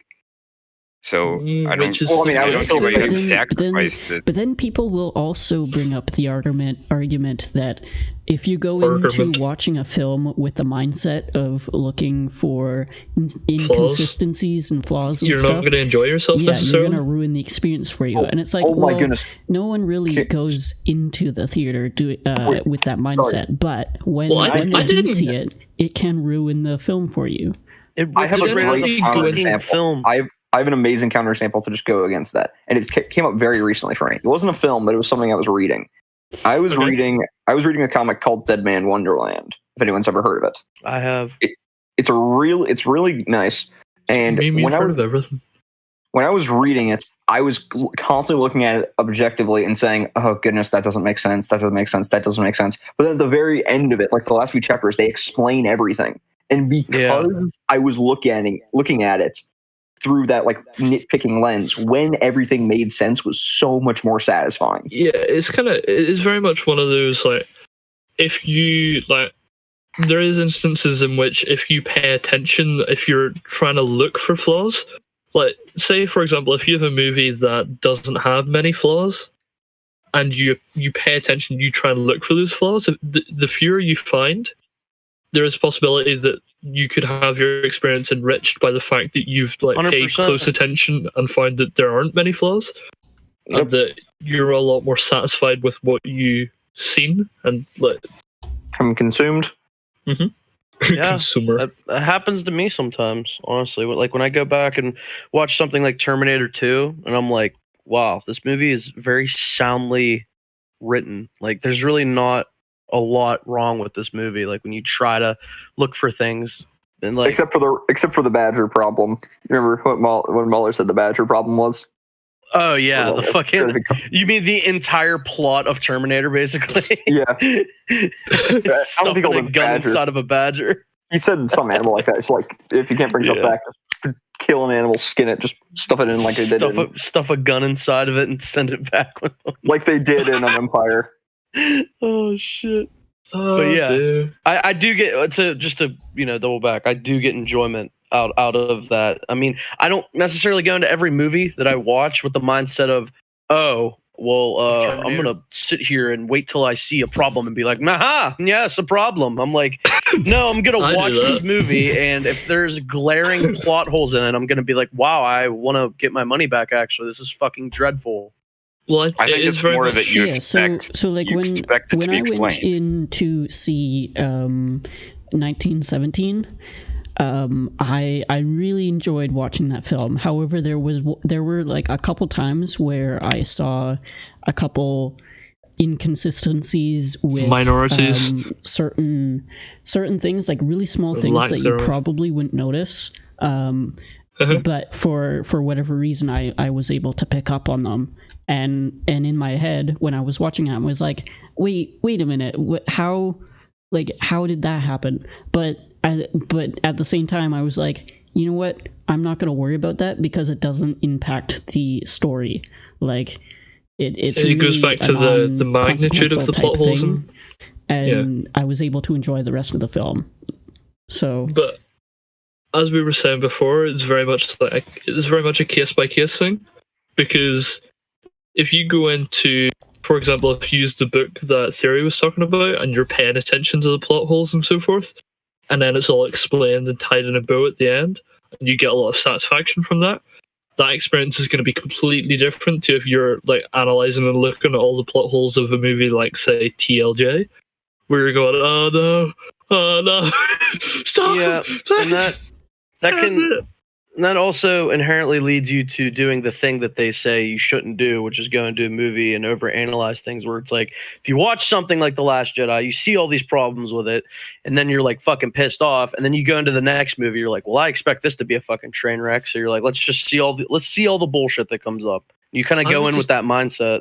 I was more just apathetic. I was just like, I don't care anymore. Yeah, I think a lot of people just didn't give a shit, to be honest. But I mean, still. I feel like in a lot of cases with those films in particular, even a lot of the people working on them just didn't care. You know, yeah. It was just not something that they had a passion for, and I think that really shows through the film. You know. Through Rey's expressionless character. So like something like Lord of the Rings, you can like, I love analyzing those films because I think they're really good films. However, there is things in those films that are not well done. There's things that you can point out that are flaws. Like whenever Legolas flies backwards onto the horse. Sorry, I just want to say this to Mr. Bacon. Dead Man Wonderland. So heaven is like, I mean, it's an interesting way to look at Dead Man Wonderland. If you know what Dead Man Wonderland is, you know why comparing it to heaven is not exactly the best comparison. No, Mr. Bacon, just imagine like a prison where a bunch of people are on death row, and if you don't want to die, you have to do these horrific things to stay alive. That's what Dead Man Wonderland is. So Hunger Games. Yeah, I mean, no, but kind of. Yeah, but no. So hell, yeah, I mean, yeah, that's not far off. You're beginning to sound like a subjectivist. Subjectivist. That's a quote from a movie. All right, shall we continue? And whether the events of the story make strict logical sense. The goal of this criticism is to establish that a piece of art is objectively good or bad. I find this position pretty damaging to film discussions as a whole. All right, here we go. You kind of lost a lot of the context for that, but well, I mean, it's the big thing. I know it's a clip, but this guy's going to explain it for us. I just want to go back to Capital Opinions joke about that. Capital Opinions, another amazing channel. If you haven't heard of him, watch him. He did a really short video called "Film Criticism When Everything Is Subjective." Basically, like if you're saying objective criticism ruins film discussion, then I basically say this to you. It's like, oh, I like this movie. Oh, I hate this movie. It's like, oh, why do you hate this movie? Oh, because I hate it. Oh, okay. Yeah. If you're not able to make an objective argument, then there is no criticism. There's no way to improve. How do you discuss it? Again, it's the framing of all the vitriol coming from people who are supposedly not on his side or whatever. As if to say that there aren't people on his side that also have that same attitude. Yeah, as if to say the Jack Saint guy that he just referenced that he have in his fucking video. It goes both ways. It goes both ways. I know this isn't the point. I mean, he's okay. This isn't something that actual context said. It was just right, but that's just such a silly thing to say because it's like there, like you just said, like there's people who are toxic who are huge fans of things that support it with no doubt in their mind. You know what I mean? Like that's not healthy to do. Yeah. I mean, it goes both ways. Why is one bad and one good? Because one is inherently negative. It has this negative connotation with it. Yeah. The connotation is negative criticism in any shape or form is considered to be bad, whereas positive criticism, rightly or wrongly, is considered to be good because it's not like people assume that if you're being negative, you're trying to take something down and destroy it. Instead of the way that I would look at it is you're trying to take it down brick by brick in order to see if you can build it back up better the next time. Yeah, I mean, I think criticism is criticism is criticism, positive or negative. I don't really understand where those come from, but the idea with criticism is that you that you're wanting to improve, right? Or so if you ask someone for criticism on your script or whatever it is, and they say, oh, you need to do this, this is bad, this doesn't make sense here, they point out all these different things, whether they come off as positive or negative is kind of besides the point.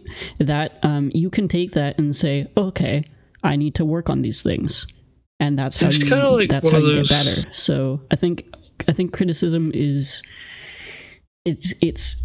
it's kind of implied with objective type stuff in a way. Something that I would use to try and back that up to an extent, I know it's slightly different. If I had an exam, say I was writing a story and my teacher is going through my English story to try and point out the flaws or the problems with it and then show me what I did well and how to do those things better. If I only got my essay back and it only said only the good things and it didn't tell me how to improve it, how then do I improve? Because if I don't have the context for what my flaws are, for what my problems are, how do I rectify those? How do I improve them? Because the chances that I've produced a perfect story are not like they're not extortionate.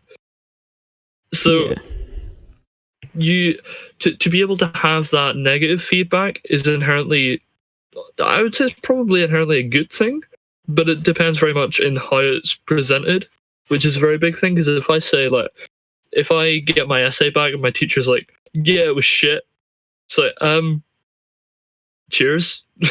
Like, what am I supposed to do with that? Whereas if my teacher takes it and goes, right, well, in this paragraph you misspelled a word, I've seen the technique you were trying to use here, but you didn't implement it properly. Here's an example of how you would do that better. And then you can take those things back, and then the next time that you do your essay, you can make it better as a whole. And you're constantly in this like state of self-improvement, which is what film criticism, I as I understand it to be for. You try and take down films in terms of, these are the things you did bad, but also here are the things you did well. Do more of the good stuff and do less of the bad stuff. For example, like, I like the consistency through the films. However, there were a couple of plot holes that I think you could iron out, for example. If you have the knowledge of the negative and the positive, then you're able to create a better thing in the future, would you not say? Yeah. Basically, I think it's like, criticism is learning from your mistakes, right? You you show your work to someone to critique, and they say you made a mistake here, and then they show you, or they tell you an example or how to move forward to rectify that, and that is how you learn, right? And part of it is steeped in objective things to make it better. So for him to say that objective criticism is bad for film criticism is like, I don't know. It just doesn't make sense, because criticism is inherently it's counterintuitive at that point. Just one thing. It's important for anyone that thinks, oh, we're getting horrendously off topic. It's important to address this because he's openly saying he agrees with this. Yeah. And if it's going to be a foundation for his argument, as we said, if you have a soggy base, I hate that word, soggy. like a soggy piece of toast, fuck off. Can't have those pieces of toast that are soggy. Well, what I want to know is if a story that where the events aren't logically coherent, the events of the story, if that's not bad, then what is it? It's good. Yeah, I mean, supposedly it's just this sort of etheric, wishy-washy, if you like it, it's okay, type of thing, I suppose. It's kind of. I would like to say things that can be in between good or bad. I think there's a lot of films out there that are that you would say you wouldn't say that they are good, but you wouldn't say that they are bad. So they're kind of Revenge of the Sith math films. Don't say that. Mediocre. Yes, mediocre films, where they don't especially excel at anything, but they don't necessarily have a whole bunch of plot holes or inconsistencies, with things and stuff like that. So I don't know. I think there's a lot of middle ground as well. So yeah. Shall we continue with the art? I'm and really yes, confused. Film is art. Criticism goes as far back as Aristotle claiming that Sophocles. They did it. They actually did it. Oh no! Also, I said about a manual. I said it about Immanuel Kant. Why are you dragging poor Aristotle into this? I said, right, how many PAFEs, right, have I just went, oh, they're going to mention Aristotle as a one? Like, it may be relevant, but it's just like, and also, right, I don't know if anybody picked up on it, the way that he very slyly slips in there and films our art. So, I mean, I'm not going to dispute it, but the fact that you're already placing this on a ground where you assume that everybody agrees with you, which is also an objective opinion, potentially.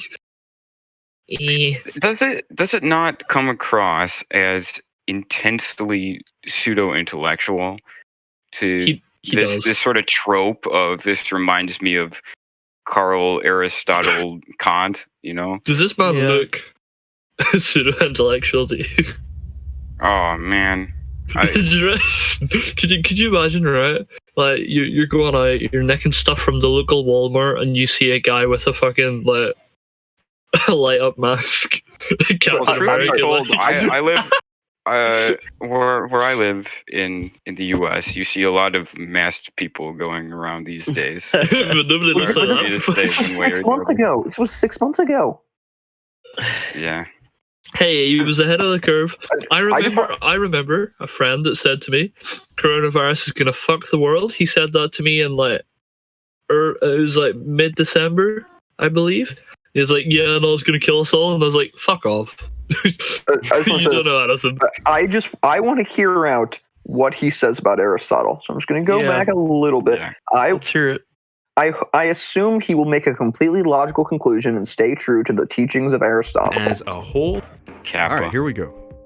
Art, and yes, film is art, criticism goes as far back as Aristotle claiming that Sophocles' Oedipus Rex is a masterwork due to the excellence of its plot construction, which Campbell later defined as the hero's journey. Many myths and modern films and stories are built around the hero's journey, and its formula allows for a satisfying...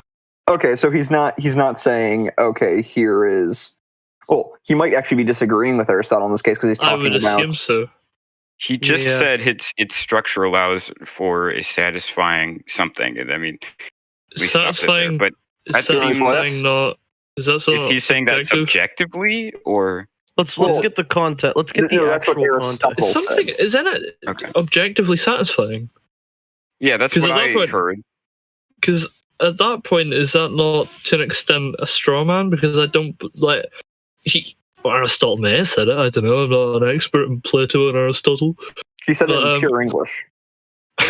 But at the same time, can you, if you were to say that, I don't believe that Aristotle would have been as flimsy to say that it's satisfying, therefore it's objectively good. I think that's probably a straw man to an extent. I'm just going to play back what he said. I'm going to play back what he said. Yeah, let's just listen to it. Art, and yes, film is art, criticism goes as far back as Aristotle claiming that Sophocles' Oedipus Rex is a masterwork due to the excellent win. But just because most audiences would find narrative and character arc that most... Yeah, so that would be the... Its formula allows for a satisfying character arc. Does that not imply that it's subjective? The fact that he said it allows for it. He doesn't say... It seems to imply something objective, yeah. I think that's... I think that's contradicting his... I would say this. Something being satisfying is subjective, but the tips and the procedures and all the things that helped you get to that point, the solid plot construction, that was objective. Is he saying that it provides a satisfying character arc for him? Is anybody going to argue that a structure for a story is bad? Well, I mean... people seem to say that it's not necessary when it comes to The Last Jedi. Yeah. Because themes. As long as themes, we're good. I agree. As long as it makes you feel, you know. How does it make you think? Feel. arc that most audiences I think it's will bad, find but value I feel in. that it's good. But just because most audiences would find value in it doesn't make a story built around the hero's journey objectively good. True. Yeah, I agree. I mean, it's an interesting syntax though. Well, I mean, it doesn't mean that it is objectively good, but it doesn't mean that it can't be objectively good. But the structure saying here, that while the structure provides a satisfying character arc, it's not necessarily objective. That seems a little. I can categorically tell you that wouldn't have been Aristotle's argument. Aristotle's argument would have been that because it's consistent, because it's a through line, because it's a structure that people can follow, because it's laid out in a formulaic thing that people can follow, that people can understand in a coherent way. No, I don't think he would have said that, because I think he would have assumed. I think he would have the expectation that it's coherent. But that's what I mean. I don't think Aristotle wouldn't have said anything about where is it that Aristotle said anything about satisfying? That's a straw man because he's attacking. It's not clear to me whether he's saying him. that or he's attributing it to that mode of thinking. It's a little bit unclear, which is a problem, obviously. I can only infer, and my inference isn't. Rewind it one last time. One last time. Play back the track. I can't scroll because if I scroll, it'll break. Sorry. You want me to? Okay. But just because most audiences would find value in it, doesn't make a story built around the hero's journey objectively good. Some people equate popular preference and common practice as the objectively correct way to do a thing. This is a lot. Which is also true. I know that people do that, and I don't agree with it. But that's not addressing the thing I would proposition of Aristotle. The thing I would disagree with there is the fact he said the objective way. Because there's an objective way. There's I think the hero's journey can be an objective correct way of creating a story. However, there's many other ways that you can do a story. So I don't think it is the objective correct thing, but it's one of many. I mean, hero's journey is simply a template that it relates to the way that we have constructed myths throughout history, and so that is a tried and true structure. But it is simply a template. That's all it is. See, and I think that Aristotle's point would have been that it's a good structure, not that it's satisfying.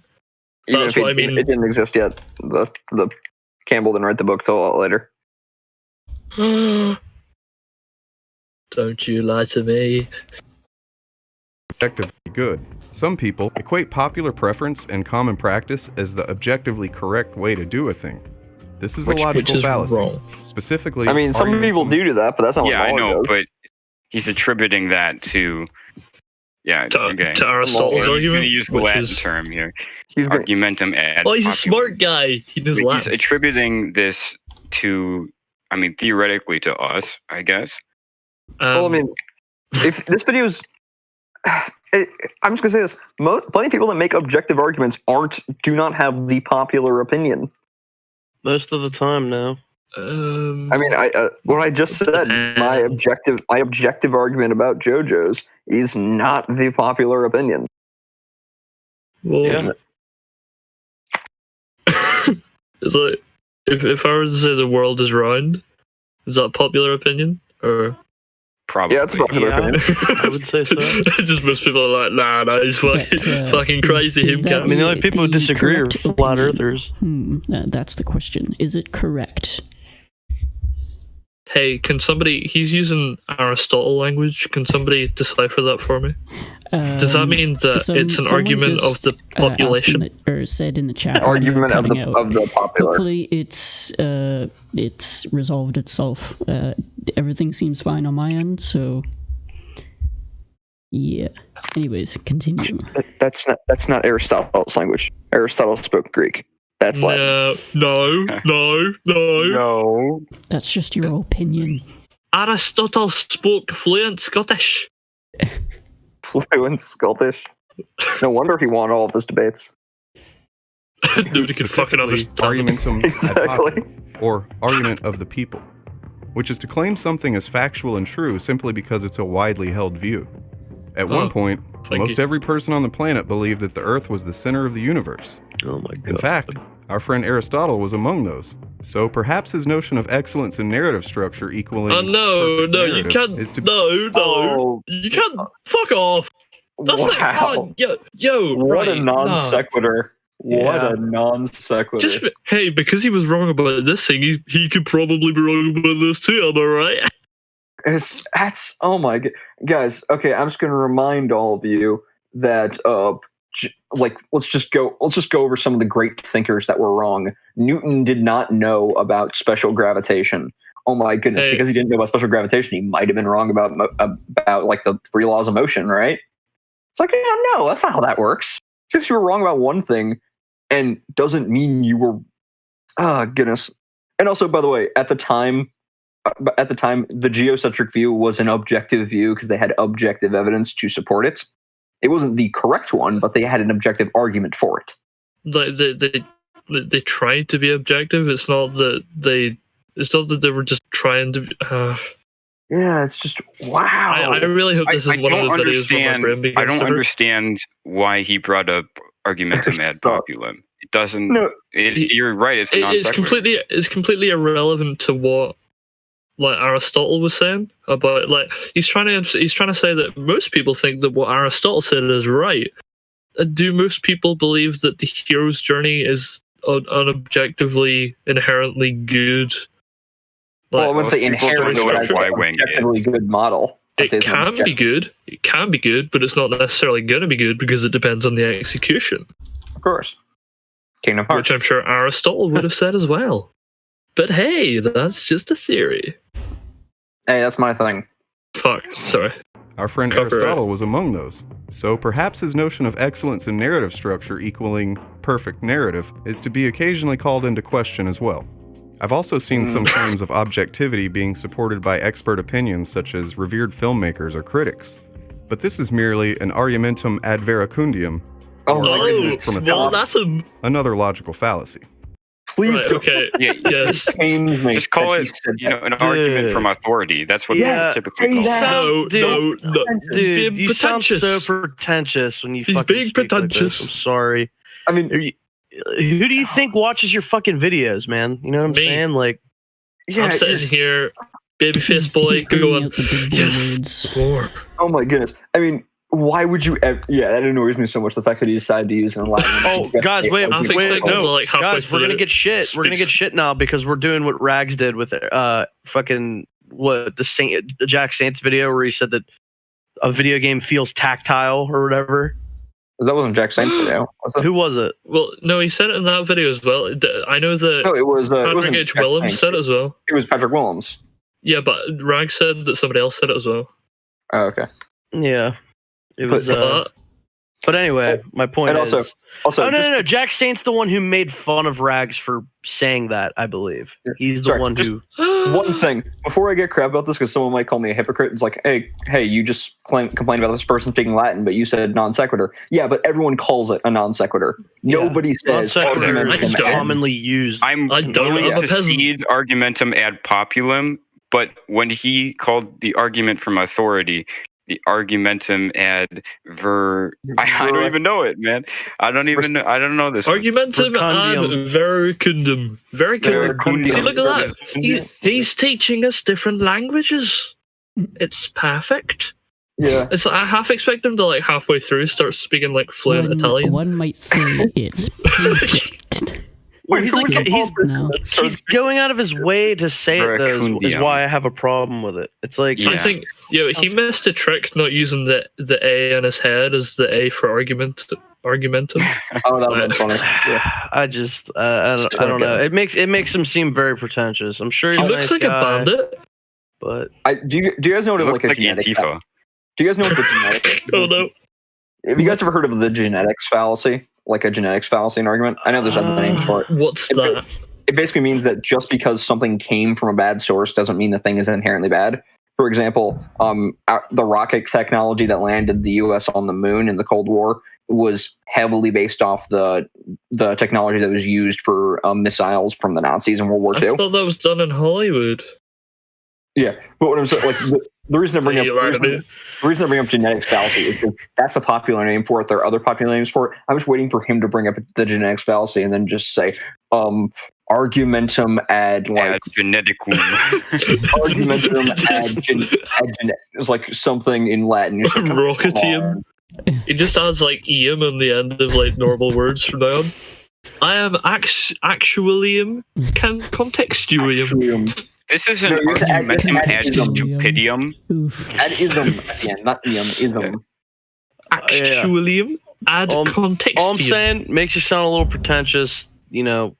I get maybe if you speak like this to your friends, like I doubt it, but you know, I get wanting to put it in your video to explain something, but I doubt the people watching your video even know what these things mean when you're just explaining what they are to begin with anyway. Argumentum ad populum, seriously? You're explaining what they mean. Argumentum ad populum is, I don't have an issue with that. It's the veracundium. Who says veracundium? Argument for authority or appeal authority. Yeah, it's just like he's explaining what it means anyway. So by him saying it, he's just like, by the way. See, I can barely see his face, and he still looks very smug. He looks like the group of people who attacked the fucking the ATM machine in Homecoming. Oh my goodness, you're right. Oh, he was in a film. He's not the real Captain America. I mean, considering he's a bread tuber, I think the Antifa comparison is probably No, let's not say that. No, we can't say that. In fairness, he does have like an introduction video. Gonna be watching us now. You effed it up. Thanks. Filmmakers are critics, but this is merely an argumentum ad veracundium, or argument from authority. Another logical fallacy. Say that. I agree. And independent films rarely follow Campbell's model. Wait, he didn't even explain what an argument for authority is, which means oh goodness. No, he did. He did he not? He just said it's an argument from authority. Yeah, he said he didn't explain why it's. He didn't explain why it's bad, but I think we all know why it's. What I'm gonna do is I'm going to play it back, and I'm going to see if he is explaining why an argument from authority is bad. Because here's the thing. If he's just saying argument from authority and not explaining what that is, then that means he assumes everyone already knows what argument from authority is, which means he could have just said it rather than argumentum ad veracundium. That's what I'm saying. That was what I was saying. Rarely follow Campbell's model, yet are seen by many as superior filmmaking, argumentum ad veracundium, or argument from authority. Another logical fallacy. Foreign and independent films rarely follow Campbell's model. Yeah, he didn't explain what argument from authority is, so he just assumes everyone knows what it means. Yet he decided to add an argumentum ad veracundium anyways. Because everybody knows what it means, but not everybody knows Latin. Duh. He's trying to teach us. That's what I was fucking saying. It's just I know, but that I heard you saying it earlier, but that just seals the deal. That seals the deal. He heard you earlier, but it didn't prove it until he checked it out for himself. He didn't trust you. If I was going to do that, I would probably put a little clip in there explaining kind of exactly what he means by that. Even if most of his audience does know what he means, I think it's just good, for the video. And he didn't do that, so like you said, did he even have to say it? If he doesn't go into detail, if he just goes, here is some other Latin term, which is also a logical fallacy. I was like, did you have to say that? Is it relevant? Guys, for the next 5 minutes of the stream, let's just speak Latin. If you're gonna give some Latin thing, meaning, word, whatever, you should explain it, I agree. And he did by many as superior filmmaking video to almost anything which does. What are you saying? Sorry, Celeste. Go on. Come on, try again. I know you're Canadian, but speak up. It's fine. Chat might have heard it. I don't know. Anyways, let's continue. As superior filmmaking or in bankable films being I'm sorry, doesn't Star Wars follow the hero's journey to a No. George Lucas was Campbell's best student, according to almost every single MCU movie follow the hero's journey? Not anymore. To make sure we're not taking them out of context. Films rarely follow actual Campbell's context, model, yet are seen by many as superior filmmaking to almost anything which does. Not to me, of course, because I'm an American in the 21st century, raised on Star Wars and comic books. What a strange connection. Yeah. But those things also, like Star Wars comic books, Marvel films, all actually utilize the Campbell's most model. popular example of the hero's journey. But This even is more- such a confused point. It makes my head spin. But even more than that, he made a claim which I just do not believe to be true. How many people, like, if you went up to someone and said, like, the hero's journey is objectively a better system of storytelling from, like, all the others, how many people would just say, oh, yeah, definitely? It's like, no, I mean, the hero's journey is a good template, but there's plenty of other styles of storytelling that certain people will say that they think are better for their own objective reasons. And there is actually a higher demand to using the hero's journey template, because if you don't add something interesting, if you don't bring something extra to the table, then it's generic. So there's an additional challenge within that format. So the reason I'm bringing it up is because he just said, like, if he was saying that people view it as an objectively superior piece of writing or, like, style of writing, and I was just like, do people say that? Because I don't think people say that. He must speak to some strange people, because if he's using this terminology, and I don't know. But I'm not so arrogant as to dismiss those people simply because Star Wars and Marvel films are the most popular and bankable films being released these days. I easily could take that position, adopt the argumentum ad populum, and sit sniffing my own self-righteousness because I'm a hipster and thought these properties were the best thing ever since literally. So, you know what we were saying about pretentiousness? Yeah. Oh my goodness, yeah. I sniff my farts because I like these films. To say, right, they're not good because they're popular. They might be popular before COVID. Is it the mask that's glowing, or is there, like, a light shining on it? I assume there's a light underneath it. Okay. Yeah, because the zipper's not the same color. So. I'm assuming that he doesn't have a mic inside of it, though, which would mean that he does do what Hello Greedo does. That means he, like, reports it in post. ADRs. Hello Greedo is a professional, though. Yes, like I stated earlier, he's 100%. He has cornered the market in wearing something that covers your mouth and then having to pretend to speak in your live action video. That is the industry standard. Sorry, have you not seen The Dark Knight Rises? Rookie. Crashing this plane. Oh, goodness.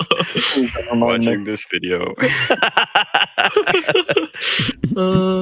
Ever since literally before I could form distinct memories. But I'm an adult with a rational mind, so I don't devalue the perspectives of apparently those who hate these movies. Scorsese, you bitch! Here's a personal subjective anecdote. Would you? How many people devalue his opinion, or too much of the fact they just disagree with it? Well, you can disagree with an opinion, but it doesn't mean that, like, you don't, like, I can value an opinion that I disagree with. I don't have to devalue it just because I disagree with it. Yeah, I value Scorsese's opinion. I just disagree with it. Notice how everyone else is just a sheep who believes what they believe just because Scorsese said something on an interview, and he's the rational one that can think. No, I don't think it's what he's saying. What he's saying is that people are being sheep because they're not taking in what Scorsese says, and they're just getting mad at him because they disagree with him. Although, like, as I said before to Meme, right? What's more impressive, and this is completely subjective, I'm just asking, like, what's more impressive to you, right? Taxi Driver, just an independent film that is, you know, I'd say it's okay. I need to watch it again to get context, more context, or actual context. Or Endgame, which is a culmination of, what, 21, 22 films? I would not use that. I think Infinity War is a much better comparison because Infinity War. Yeah, but no, I'm not trying to say that Endgame's like objectively good. I'm just trying to say that if you have a film that's wrapping up, more impressive, almost, right? To wrap up like 20 films in one movie. Yeah, I guess. Yeah, I can see what you're saying there. Like, and if you ask me which one's more impressive, I would say Endgame, even if I think it's a worse movie. Yeah. And then, does that mean it's more of a movie than Taxi Driver? No, it means the denominator is a higher number, so that the numerator can also be a higher number. I'd love to know what, like, on an unironic note, I'd love to know what Scorsese's like parameters for what makes a film or a movie. Like, what makes a real movie? Movies, or weren't real film. Like, He said they're like a roller coaster, didn't he? Okay, so the Terminator 1 and 2, are they also roller coaster? Is Taxi Driver not a roller coaster? Aren't all movies kind of like that Roller by design? By the way, Well, I mean, TLJ definitely was. This is completely off topic, but I'm bringing it up anyways because it's something I just learned. Apparently, when you do a one-time password for Amazon, they abbreviate it to OTP and ask for your OTP. What's This is a very difficult situation. One-time password. Anyone that knows what an OTP is gets why that's kind of funny. Amazon asked me what my OTP is. What's an OTP in the context that you're implying? One true pair. It's a title. It's a term used a lot on Tumblr when you're talking about like two characters you romantically ship together. Raylo? Okay. I'm surprised not many people on this have heard of it. I honestly haven't. You think I go on Tumblr? Yeah. I've actually never been on Tumblr in my entire life. Well, we're gonna break that can you explain why you know this? Why do you know this, Theo? I learned it a while back from a video by Daniel's on Fire. And I also learned gay sex from a third party. I wasn't involved either. Thanks for clarifying that. Yeah. Mm-hmm. Okay. Someone in the chat will think what I said was funny. Long time ago in a galaxy far away, I was in a metal band. We were very cocky and gleefully shit on any music not... Still cocky. I used to be bad. My bad self was like you. Yeah, that's the fucking argument that Just Right made, right? The fucking I evolved as a critic. Yeah, I have evolved as a critic. I'm no longer like you, Mauler and Wolf, you fucking peasants. I'm now superior to you. I agree with Movie Bob. Eugenics is true because I'm part of the 1%. Not actual context, but Just Right for saying that. Like, that was such a... I hated that comment.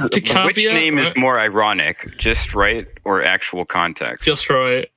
Yeah, I think Just Right is. I'm going to say it's actual context. I don't know, man. I've... Like whenever EFAP covers Just Right, there's just, man, the quotes from those videos, like, man, there's some bad stuff in there. I really hope that the goal of that channel is to impart writing advice versus this channel is called Actual Context, but all he's done in 3 minutes and 43 seconds bad context. If anything, we're giving actual context. I really hope, right? I genuinely hope that this is the video that solidifies the... First, we need to talk about Aristotle. I mean, because, like, they all do it. They all have the trademark, like, haha, I know what to do first. a Greek philosopher of the name Thomas Aquinas. I don't know. It's hard to tell if he actually like is believing anything that he's saying, or if he even knows kind of what he's trying to talk about. Just because, like, just the way that he's presenting it is really weird. Like, he comes across as like a combination of being snarky, cocky, pretentious, and then also like he's saying it patronizingly to the point where it's like sarcasm. Yeah, so I'm not entirely sure. To be funny and also, like, you know, serious about this topic and stuff. And Slice with the digs. You said he's not funny. You said he's not funny. Oh. I mean, you wouldn't be wrong. Some of those jokes. Wow, I think you're really rude. You think he's not funny? Name more every like the mean then. Slice. Gotcha. We should have a YouTube boxing undercard. Slice in actual context. I mean, I'm not saying I'm any better. I'm probably worse, but No. Don't you go back in your word. No. Don't stand down. Hey, Own I up did to go it, back right? on my word.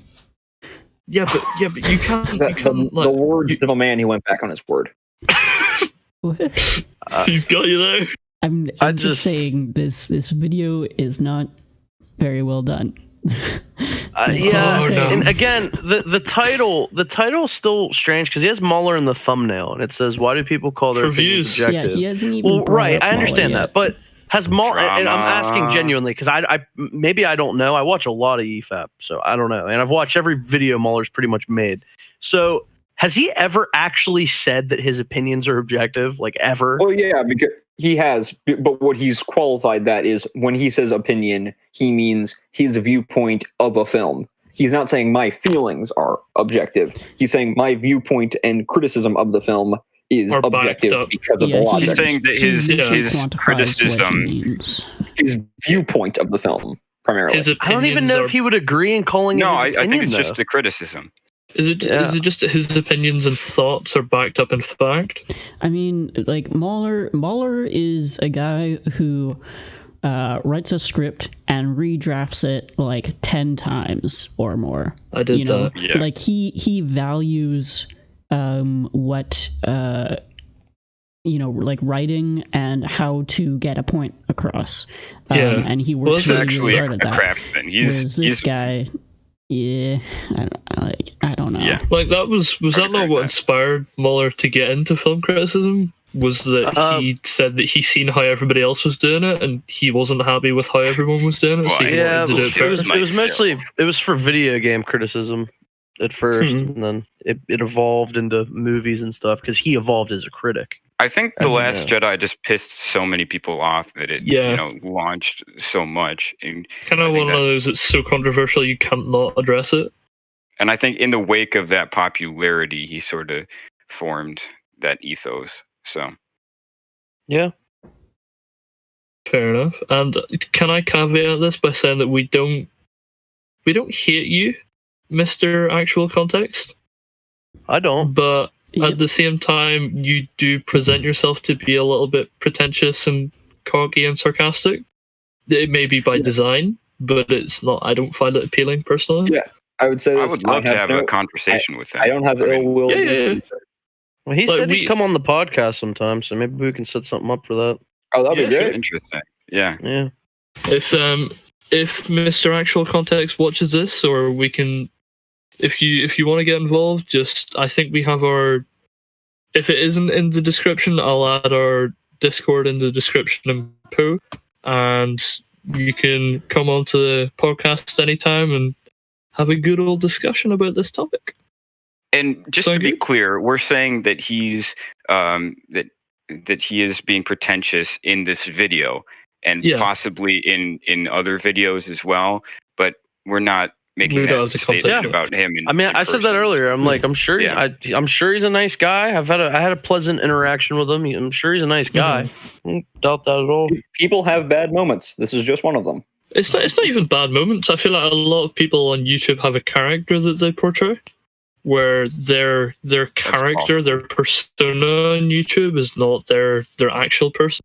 It's very much a way of, like in school, people would put on like an act so that if people criticize them, they're criticizing their persona. They don't have to take it personally. Same for YouTube. You go, it's satire, hey, bruh. Yeah, you don't like my personality. It's not that you don't like me. You know what I mean? Yeah. Anyway, let's have some more actual context. Actual context. I was in a metal band. We were very cocky and gleefully shit on any music not seen as true metal or uninspired or unoriginal. For years, I never questioned this. Then I grew up, expanded my horizons, had new experience with almost no music. Whereas you guys, on the other hand, I once would have ranted against for half an hour straight. I still think country music is absolute garbage. And as someone with knowledge of music theory... Well, question, do you think that, or did you just not like it? Well, we can... Those are different things. That's kind of a condescending comment. I That's actually why is he calling his opinion objective? So I personally don't like country music, but I'm not gonna sit here and say that it's garbage. Like, Country Road is a fucking bop, lad. Right? Shout out to the boys who live in Appalachia. Oh, that's me. Fucking shout out to John Denver, right? Don't you put any disrespect to my boy's name, fam. Fam. I mean, like, I enjoy a lot of rap.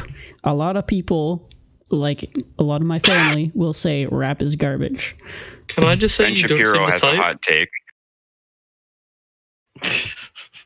Sorry, what? No, I'm just saying Ben Shapiro has a hot take on rap. Yeah. What's that? But What's your opinion on rap? Oh no, I meant the actual Ben, Okay. which is So me, what's his of opinion? course. Yeah, yeah, he doesn't like rap. That was an anticlimax. Sorry, I thought. Good- Sorry, I good thought to you might know. know that. It went around the internet a little bit, so sort of a meme. Yeah. Fair enough. He didn't like The Last Jedi, so he's correct. But he also But he did thought like that the Rise of Skywalker. TROS so I mean, strange. cancels itself out, doesn't it? Okay, as someone who actually likes the guy, even though I meme about it, making my avatar and stuff, I can You like the disavow guy? his. I can disavow his movie takes. Like it's complete trash. Yeah. See, I really like my only like reference for him now is the fact that he lies about his height. So I still don't know if that. I don't know anything he about says funny, he's though. 5'9", right? I mean, And then he's standing beside people, and he like, according to like flags, according to other people who are of similar or like supposedly similar heights, he's around about 5'4", 5'5". Oh my god. He says that he's 5'9". I've never heard this come up, and I've been watching him for quite a while, and like I've never seen anything about this. What? Whether That's or probably not 'cause it's every true time or you not, see him, I he's don't sitting know, down. but- It's such an absurd thing to lie about. To be fair, almost all men under 6 foot tall lie about their height. True. No. I'm not trying to say anything. No, he's I'm just- right. He's right. See, I feel like I'm privileged in that 5'4". sense. I'm But privileged in that sense. So like for me, I don't feel the need to lie about my height. Like I could tell you, oh yeah, I'm 7 foot tall. But like what's the How point of tall that? are you really, Slice? Wow. The tall slays. He's a small 50 slave. feet. He is- no he more, is a no small less. Honestly, I'm about as small as they come. So Oh no! You don't want them to come when they're It's small. not, you could be small, but you have to be like long. You know what I mean? Well, I mean, I'm skinny and tall. Does that count? I'm a long man in that sense. no, I mean I would stretching. I'd say Long, stout, A girth man. stout man. and medium is better than long. All right. So and skinny. anyway, actual context. Anyway, we were talking about music criticism. Yeah, let's go back. Experiences that allowed my lens to widen and see value in music I once would have ranted against for half an hour straight. I still think country music is absolute garbage, and as someone with knowledge of music theory, I still say country is carbon copy recycled shit with almost no musical value. I used to call it objectively. So Musical that's value. an objective opinion. Why are you That's an calling your objective opinion argument. objective? You're saying it's You trash. made an objective statement. Yeah. You're saying it's trash. It's hypocritical because if you can't apply the same standards that you're setting for everybody else, if you can't apply that to you or the people whose arguments contradict you, then like the fuck, like I can't help but wonder what instrument he plays because we might have to have a drum off. You said he was in a metal band, so there's like a I 1 think in he's 5 chance that he's he a seems drummer. like the main lead singer type. Okay. Just sitting Does he? screaming. Like, yeah. You can tell the Reality singer is types, often man. probably plays- disappointing. yeah, I he was plays gearing up for bass a or drum some off. shit. Singer types. I could see him I'm being a bass curious. player. That's why he has to cover his mouth so that none of the dust particles go inside his lungs and stop him from being able to scream. Right. Right. He's like being. Oh yeah, I guess that's true. He said he's from metal, so I guess that sums it up. He just contradicted himself pretty much his entire video with what he just said. By the way, there is nothing more badass than a metal keyboardist. So if that's actually what you, I'll have a little bit of respect. Shout out to the kid from School of Rock. Who just said that there's nothing more? There's nothing better than a metal keyboardist. You said that. I did, and I was okay. I'm going to show you. I'm going to show you evidence that you are wrong. Right. Ooh, see, what do you call those little what do you call those little balls that you hit that have the wee the sign like from the omatomes or whatever? Yeah, they're pretty badass. I don't think that means what you think it means. This is the pinnacle.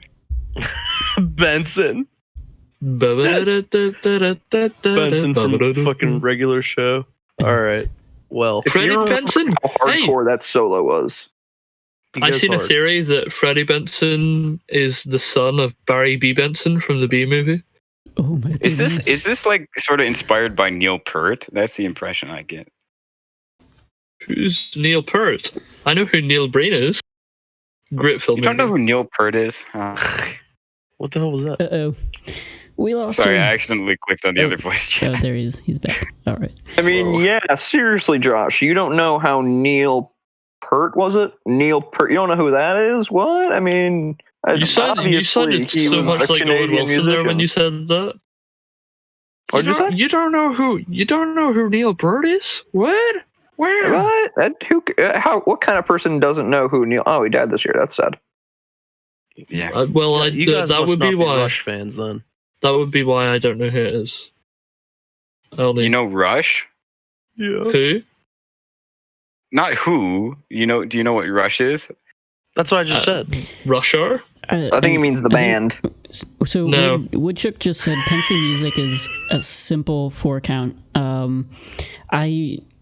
I think a lot of it is, but I'm sure you can find country music out there that's more than that or different. Fucking subjective. Yeah, it is subjective. Like how like 4-count is neither good nor bad. Like it's all about how, I don't know, like saying another genre is trash because you don't like it. That's no difference to me saying that TLJ is bad because I don't like it. I don't have to qualify it. He's just saying hey, is he not using the what do you call that argument that he said, the big Latin one that we all didn't like? The argumentum ad Veracundium. Yeah. So he said that according to my knowledge of that, do you want to rewind it a tiny bit? So he said that because he understands from a he knows music theory because he's a big boy. Yeah. So because he has authority, he's a critic. He knows better than the rest of us, which is definitely not a logical fallacy. Give me the beat, boys, and free my soul. I wanna get lost in your rock and roll and drift away. I wonder what he thinks of. I know a little bit of music theory and stuff, but I wouldn't go to a different or point to a different genre that I don't like and say that it's garbage. Like that's to explain just not what you do, mate. Like to explain why country music is garbage. To explain why country music is bad, first we have to look at Beethoven. Oh my god! We have to look at the first man who ever blew into a stick. Perfect. Oh my goodness. Hey, the first man to blow into a stick was the first man who accidentally snapped his fingers. It's Thanos. Actually, that is holy shit.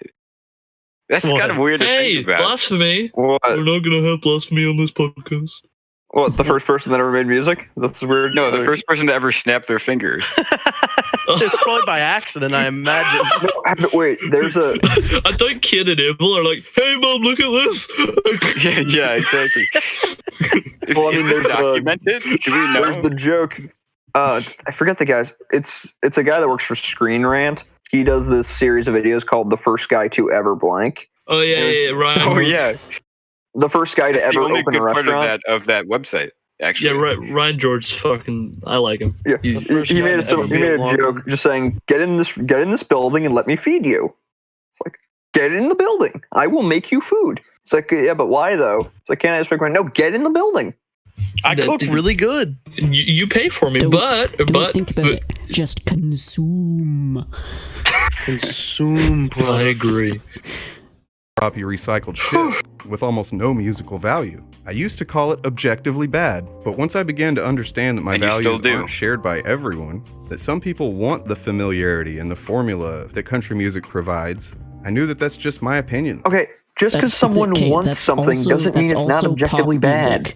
Pop music is really recycled. Sometimes people want a mindless, stupid monster movie that makes no sense. Doesn't mean it's good. Godzilla, Looking at you, King of the Monsters.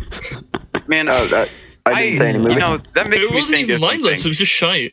I actually hear people pivot to this country music thing quite a lot, and I do it's too. pretty astonishing to me because I think anyone reasonable would probably say that pop music is more recycled than country. Yeah. Yeah. See, it's like there's times where I'll hear a song on the radio, and it'll sound exactly like another song that's being played back to back, and it's really disorienting because I'm like, has the radio station played the same song twice? There's actually kind of a thing something to back up pop music being pretty much the same. Is basically there is I don't remember what the guy's name is, but there is a guy like either a writer or a producer in the business that does like 80 or 90% of all the like popular hits that you hear on the radio. Like it is insane how That much they're pisses all the me same. off, yeah. And they intentionally play them like over and over again or in like a certain loop to get it inside your head and make you basically trick your mind to think that it is good. That's kind of the whole premise of pop today. Whenever a car, like TLJ.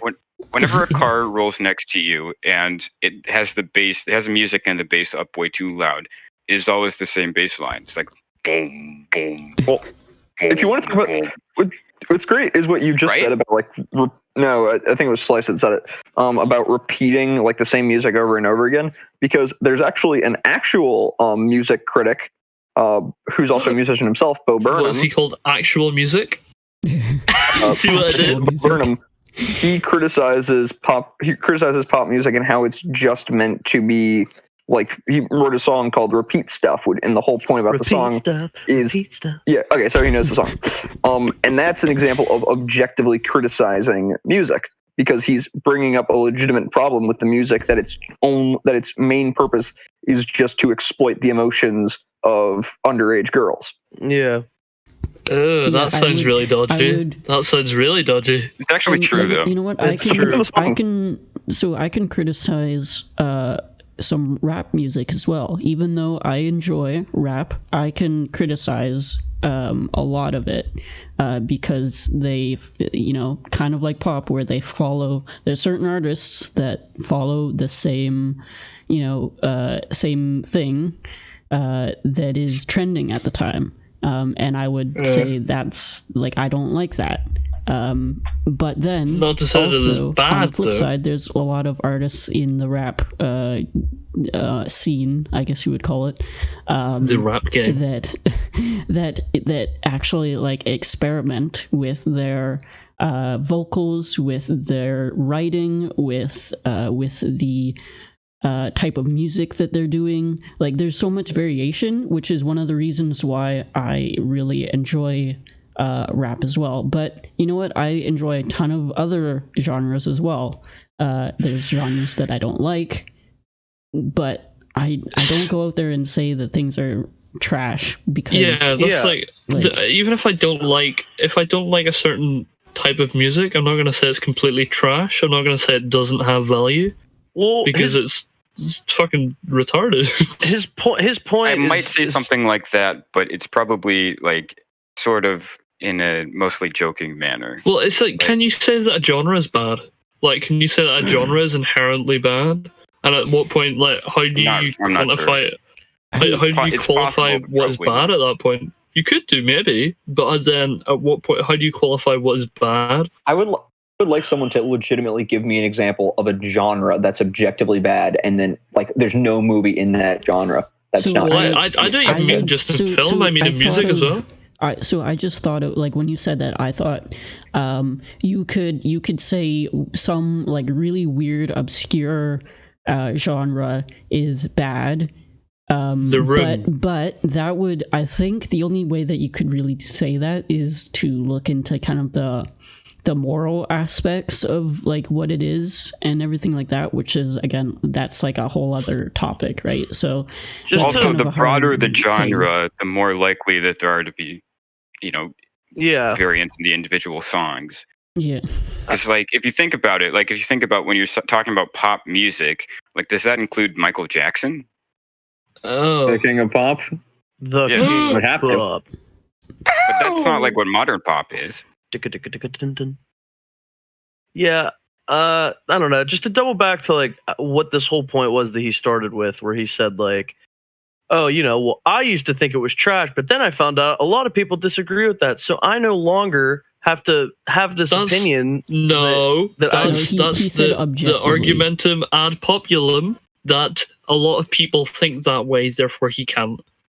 Yeah, and what I'm saying is like, okay, so that if you apply that to like some, like for a movie, for example, it's like, oh man, people love movies where there's just a nice, you have all your characters, they're all written well, and then it has a nice ending, or okay, well, so we all enjoy that, right? Okay, well, what if there's a movie with established characters? Whatever, we have Toy Story 5, which the characters have already been killed in Toy Story 4 because that movie's trash. But I digress. God. Say you have a Toy Story 5, a theoretical Toy Story 5. It has all the characters; they're all back. And you're 10 minutes into the movie, and then Sid kicks in the door and murders all the toys violently, and then the movie ends. Thank it's just fuck. like, okay. So and then everyone hates Mr. it. Everyone hates it, but there's one asks- person who likes it. So therefore, you have to be like, oh, well, I guess I can't have this opinion then. Interesting. Slice, just before you like hop in with the comment, can I you see if I'm going to be serious, whenever he's saying that he's changing what he believes because a lot of people like something, right? If I dislike something, or if I have genuine objective problems with something, those problems would stay true regardless of what the consensus is. So if I genuinely believed that, say, country music is objectively bad, and I was trying to, say, qualify that by saying that, I don't know, the beats are repetitive, or that if I find some way in which I could justify that, that would be external to the argumentum ad populum, in terms of just because a lot of people may like it doesn't mean that it's necessarily good. Doesn't mean that I can't have problems with it. But then he's saying, oh yeah, well, because people like it, I'm just gonna fuck it. I don't care. They're allowed to like it. Yeah, they're allowed to like it, but you're also allowed to have problems if you have problems. You just need to specify what they are and justify them. Right. Yeah. It's as you were saying, Slice? It boils down to, like you said, like specifying and giving good arguments to qualify what you're saying. But just kind of while we're still on this topic, Mr. Bacon says the vast majority of music is 4-count, right? And I would say like that's it. The majority of probably the popular music, that's played on the radio or whatever, I would say yes, but the music as a whole, like, I don't know, I think there's way too much variation to say that the majority of music is 4-count. Well, 4-count being like a 4/4 common time. Yeah. Like signature. 1, 2, 3, 4. Yeah, like, because I'm sure like a lot of the great that's classic, in 4, by the way. Symphonies and stuff like those, you can bet those are not in 4-count. I mean, you might get the situation where it's like written in 4 and then it has like a bar of like 3, in there, but yeah, well, I don't know. Anyways, that was an interesting. Maybe not the vast majority, but certainly the majority. Well, yeah, like I said, like the majority of the stuff that you would hear on the radio or that's trending right now, yeah, I think you could say the majority is in 4/4, but like broadening that to all music, I think that's kind of hard to say because there's so much variation. Interesting associated little tidbit is that there are really two well-known songs that are in a five count, and that would be a song called "Take 5," as well as the Mission Impossible TV show theme song. Can I on a bit of a segue or a non sequitur? I can really understand in hindsight Rags' comment that he can't shit with a door open. Like, I can piss with the door open. I have no qualms about that. But I'd like shitting with the door open. It's kind of like you're so vulnerable. Like I was at the toilet a second ago, and I'm just thinking like, you're sitting there, you're vulnerable, you're exposed, and somebody, even if there's nobody there, he's gonna have a jaguar who's gonna show up when he goes to the bathroom. Well, it's like if you have that draft coming in, you could have like postman comes to the door and all the mirrors are aligned in a perfect way that he can see that voluptuous turd squeezing out your asshole. Like, there's so many scenarios that you can't account for. You need to take everything into consideration. How would you ever phrase it that way? What? Why not? Voluptuous. Let's move on in this video because we're I agree. Let's do that. And I think we need to. Well, there's so much to digest, and he's barely said anything. But I agree, but talking about shitting with the door open, I mean, I assume going forward. Thank you, Josh, for that nice segue. Very insightful, Josh. Thank you for answering the world's most asked question right there. I think that going forward will be a lot of it's important. Get it faster. But I could shit outside. Yeah, that's no the problem. would you do value. That? I used to call it objectively bad, but once I began to understand that my values aren't shared by everyone, that some people want the familiarity and the formula that country music provides, I knew that that's just my opinion, even if it is supported by music theory. I mean, after all, it is music theory. Every subjective experience, each of us, which is a response, to some. That is not what I meant to do. What have you done? I remember precisely where we were. I don't think music theory means. Can you apply music theory? Say that it means. Can you apply music theory to music to say why it's objectively bad? Like, I don't know. I'm just asking out of curiosity because my knowledge of music. I'm just a little curious at the way he framed that. Like, even if I have supporting evidence. Like, does that mean if I'm debating politics with this guy, then he can't say that I'm wrong? Because, regardless, because I have different values? Because you have different values, even though I'm right, you can have your value as well. Like, it kind of comes across that way. Like, I have evidence to support my assertion, and you don't. But you're entitled to your belief as well. I have evidence that you're wrong, but it's okay. You can be wrong.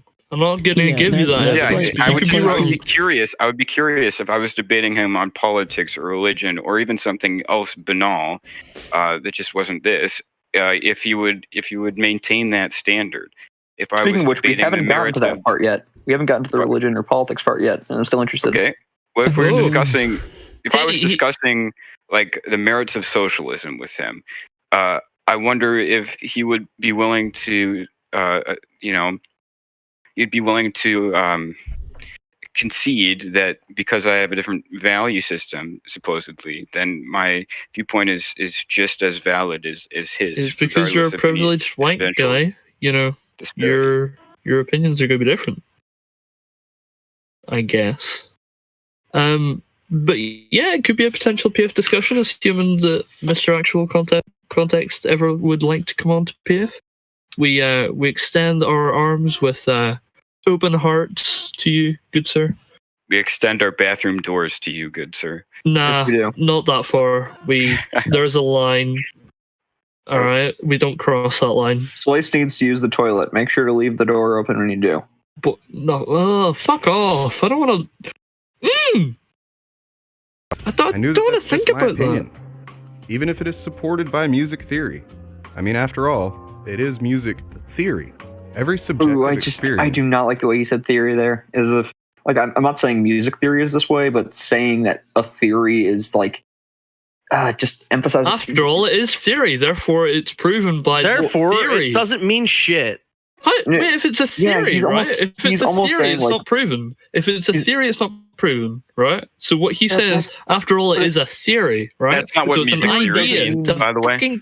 Huh? That is not what music theory means, by the way. No, I mean, in the context that he said, after all, it is a theory. Yeah, just the way he emphasized theory really annoys me. So the way that he's emphasizing theory would imply that it's concept, it's an idea, it's not set in stone. It's essentially it's like a hypothesis, right? It's just a theory. Gravitational theory. Well, music theory isn't a theory in the same way the theory of gravity is a theory. Yeah, okay, theory of relativity. But the way that he says theory, the way that he said theory annoyed me because that's how he was kind of acting like it was. I know, it's just, it's an odd thing because he is referring to music theory. Music theory is just the associations between notes, primarily. Like understanding the structures, or understanding the music. It's kind of like the theory in maths. As in, like, you have, like, your theory questions, you have your... Yeah, sort of like that, yeah. It's like the underlying knowledge. Wait, you guys call it math, don't you? Yeah. Yeah. Not maths. What? Although, to be completely honest, even though I'll continue saying math because I'm an American, math is probably more correct because it's mathematics versus like mathematic. You know, we're just studying like arithmetic. Mathematicals? You know? It's not mathematics. It's mathematics. Yeah, but there's no A in the end of multiple mathematics. There's several. Like there is algebra and there is geometry and there's trigonometry. Blood math. But there are multiple fields of science, and we still say science. And we say the math or the sciences. Yeah. Oh, good. We got him. This has in our lives has the potential to become a bias, often subconsciously. There's infinite possible experiences and infinite possible ways to interpret those experiences. When these biases are blended up in the human blender that is our imperfect minds, it's easy for us to become convinced of the resulting worldview. What is this image? The internet and the algorithms. Is that supposed to be a brain? It looks like a fucking sperm cell. I knew it. It looks like a sperm brain. Guys, we already when you played Jackbox, we already said it enough. Let's not bring back. Let's not derail it. Let's just say that was weird imagery. Kai, if you're in the chat, spam sperm. Spam sperm? That sounds strangely. Anyway. Spam sperm. Blended up in the human blender that is our imperfect minds, it's easy for us to become convinced of the resulting worldview as objective certainty. The internet and the algorithms therein create a feedback loop and a bubble that make it much easier for us to become convinced of this. Yeah, and for However, if we don't hold... See, unless you're watching this podcast, of course, where we dissect videos like yours. Is there a possibility that he uses the visuals that he uses to like distract you and disturb you so that you don't realize what he's saying is potentially wrong? I don't know if it's intentional, but it does come across that way. It was really fucking that's actually giving me shivers. Like, yeah.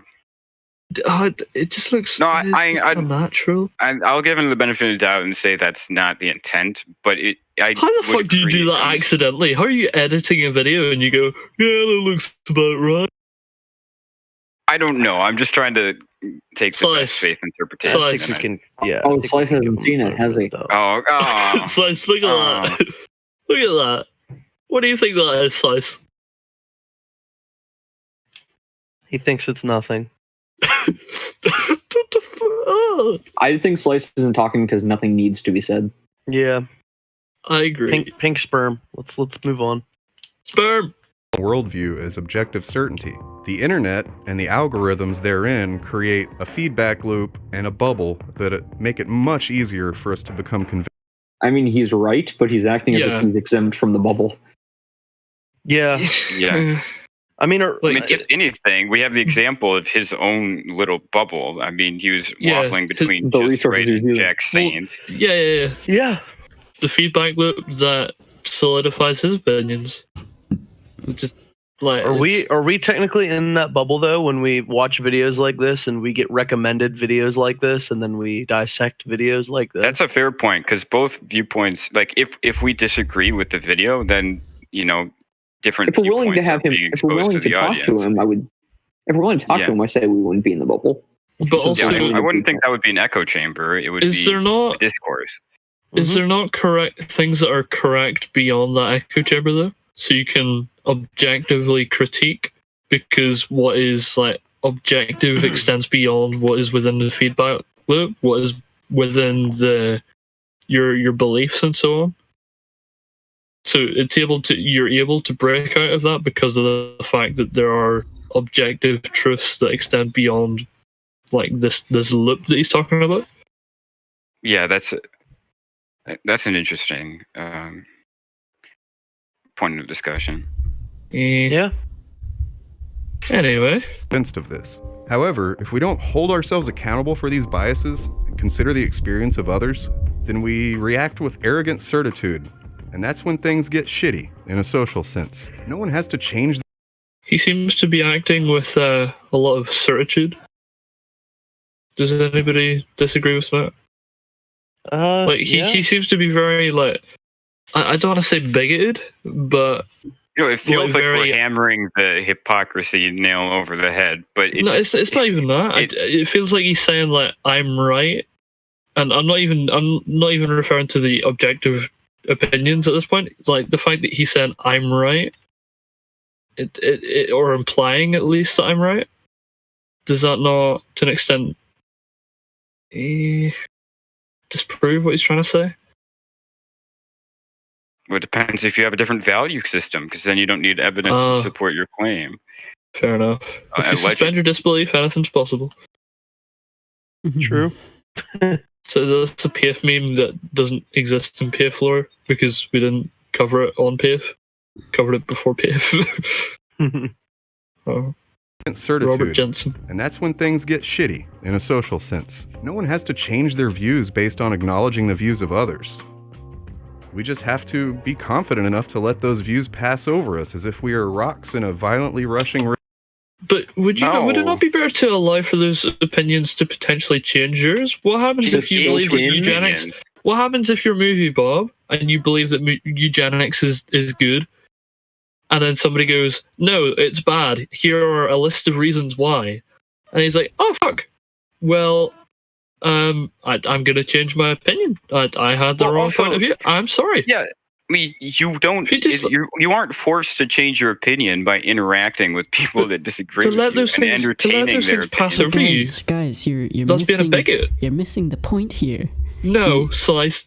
No, you're missing the point. You gotta be like rocks in a rushing stream and just let the views. If you let them pass over you, right? If you let other points of view pass over you, you're being bigoted. You're being set in your ways. You're not open to external criticism or advice. How are you supposed to get better? You're not perfect. His own analogy against him. I know that's another non sequitur. To use his own analogy against him. If you were acting like a rock, wouldn't you let it flow into you and maybe eventually it chips away?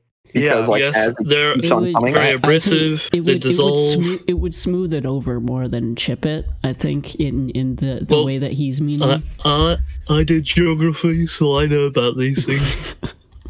Did you say geography and mean geology? You did geography. Did you? No, we do rivers. So we do. We look at the rocks within the rivers. You look at the rocks, eh? What did the rocks tell you? The rocks said that they're several years old, and if you use the radioactive decay, you can tell how old the rocks are. Have you heard the joke about geologists? Have you heard the geologist? Like one of my favorite geologist jokes is like, if a nuclear physicist screws up, you get an accident like Chernobyl. If a chemist screws up, you get a horrific fire that can burn down an entire building. If a geologist screws up, rock on table is now rock on floor. That's kind of funny. Interesting thing floor. though, you can actually get your masters in like geography stuff. Yeah, I mean, I think masters there's in nuance fucking to that, but it's a It makes funny no joke. sense, but Wait, can you not get my masters in sister-in-law Pizza Hut? Did that? Can you not get masters in Pizza Hut? From what I understand. Masters in Pizza Hut. What? No, but seriously, like I You can be believe that is a master at genuine like. Pizza Hut. I believe that is an actual course at university. It's either Pizza Hut or McDonald's. I would. I'm like, I would. I lean know that towards whenever I'm looking at all the, McDonald's, but I look at like, oh, there's law, there's psychology, philosophy. Oh look, Pizza Hut. there's Pizza Hut.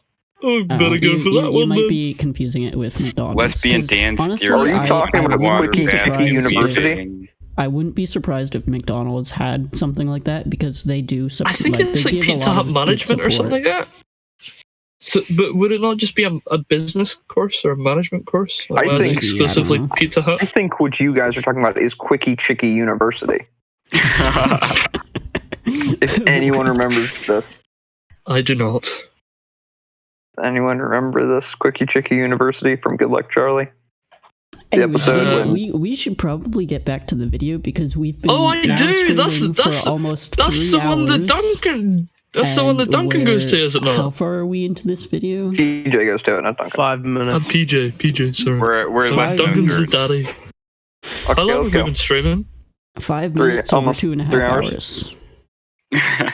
You're making You good just time, have guys. to be confident enough to let those views pass over us as if we are rocks in a violently rushing river. One person's views on something. So he's like framing other people's opinions as violent. That's I don't think he's saying that. Silence is violence, big. no, then, like, I if it's an opinion that is against yours, it's inherently negative. Is that the connotation, or that No, it's I think violent he's just- or aggressive? I think he's just getting across the idea of like a Yeah, I know, quickly but, moving like- river. The way that he frames the metaphor. I think that was unintentional. I'm willing to let that one pass. I think I was just Most people who use metaphors are like a sea of rocks. They do nothing. guys. This is a simile. This is a simile because he said like. Yeah, he said like and as. Yeah, but Therefore, a it's a simile is a simile. type of metaphor. No, it's not. Yeah, it is. No, simile Are they and actually? metaphor are two different things. No, a simile is a type of metaphor. No. where you use like- If I say I run as fast as a cheetah, that's different to me saying I ran. Is a I'm a simile a type? Is a simile a metaphor? You Let's know, find out. for all I we ran know, the simile race is a and I was a type of for all cheetah. we know, you could That's a identify metaphor. as a cheetah. So All I mean- similes are metaphors. Fuck off, lies. Yeah. You can't. Lies. You come at the king, you best not whiff. You come at the king, you better not smell your own farts. what? That was Am a I joke not the because king? earlier on he had a picture of a South Park person sniffing a fart. Yeah, no. so, to move past this part, this is a really, really bad example. Analogy. It's a very Yes. bad analogy. Analogy man bad. Also, One the movie analogy that was widely encourages regarded bigot. as bad when it was released, based on the director's previous ability and the accepted notions of filmcraft at the time, was Blade Runner. It was called slow, dull, and meandering.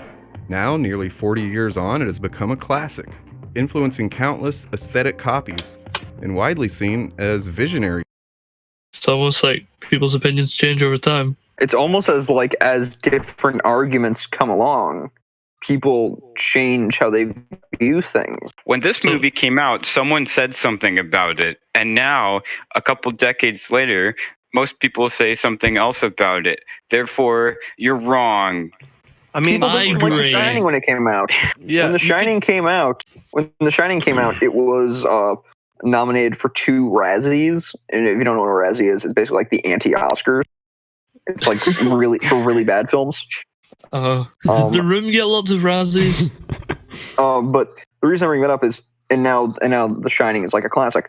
It's, people at the time made criticism, but then as time went on, new criticisms came up, and these new criticisms were objectively countered the old criticisms, and now Yeah, people view it It's the same objectively way as a good that movie. It's the like, same thing with the slavery used to prequels. exist. Oh. Those are two very different takes. But yeah, we both agree. Meme, what did you say about the prequels? It's the same. It's the like you guys are saying. It's the same thing with the prequels. I mean, the prequels came out, everyone shit on them. The sequels came out, and everyone were like, "Wow, I much rather would have the prequels." Especially for the meme value. It's kind of like, did people shit on the prequels right away, or did it take a little while for people? It wasn't as soon as like something like The Last Jedi, but I thought it was more like when Plinkett sort of made. It was a gradual turn, and then it flipped right back. I feel like people were like, "Oh wait, actually, all the way back." But people in hindsight have seen like the general story structure, and even if it wasn't executed very well, have come to see the objective value in the story. I feel like it's just been immortalized through like almost every line as a meme. So it's like prequel memes is really, really strong. Really invigorated that community. I mean, same thing with The Room. Like that movie is a meme. Timeless. Like. And yet, like, there's so many people that really love that film. It's hilarious, like, but it's so bad. It is really funny. It's almost like whenever you go to one extreme, you get a cult following. But you're tearing me apart, Lisa. Oh, hi, Mark. I did not hit her. I did not.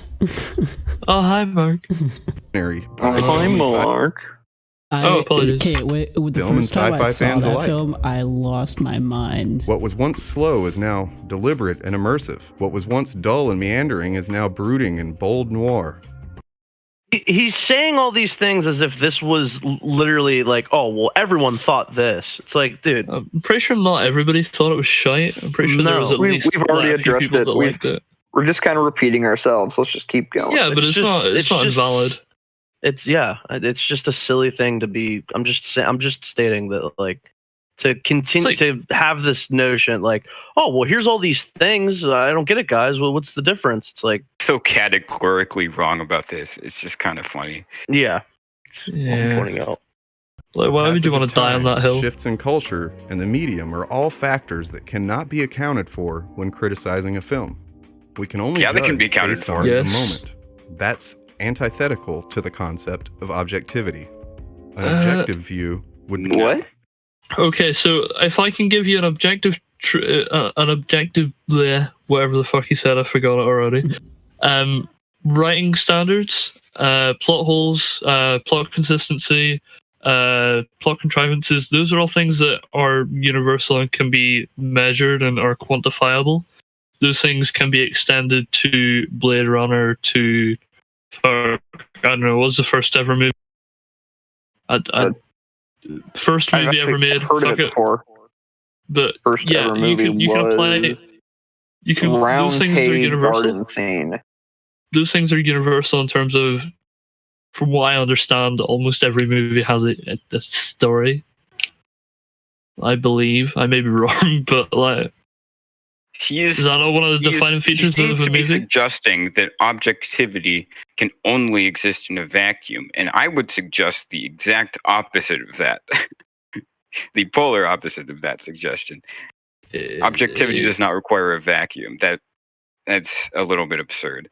It's also that, like, yes, people's opinions change, but if you can if you have an objective framework, for example, writing, that writing determination will stay true regardless of people's feelings, regardless of, like, say if the consensus of the population is that, I don't know, it was really boring and drab, and then in hindsight people are like, hey, no, it's actually very consistent, it has very few plot contrivances, it's like, overall it's a very well written story.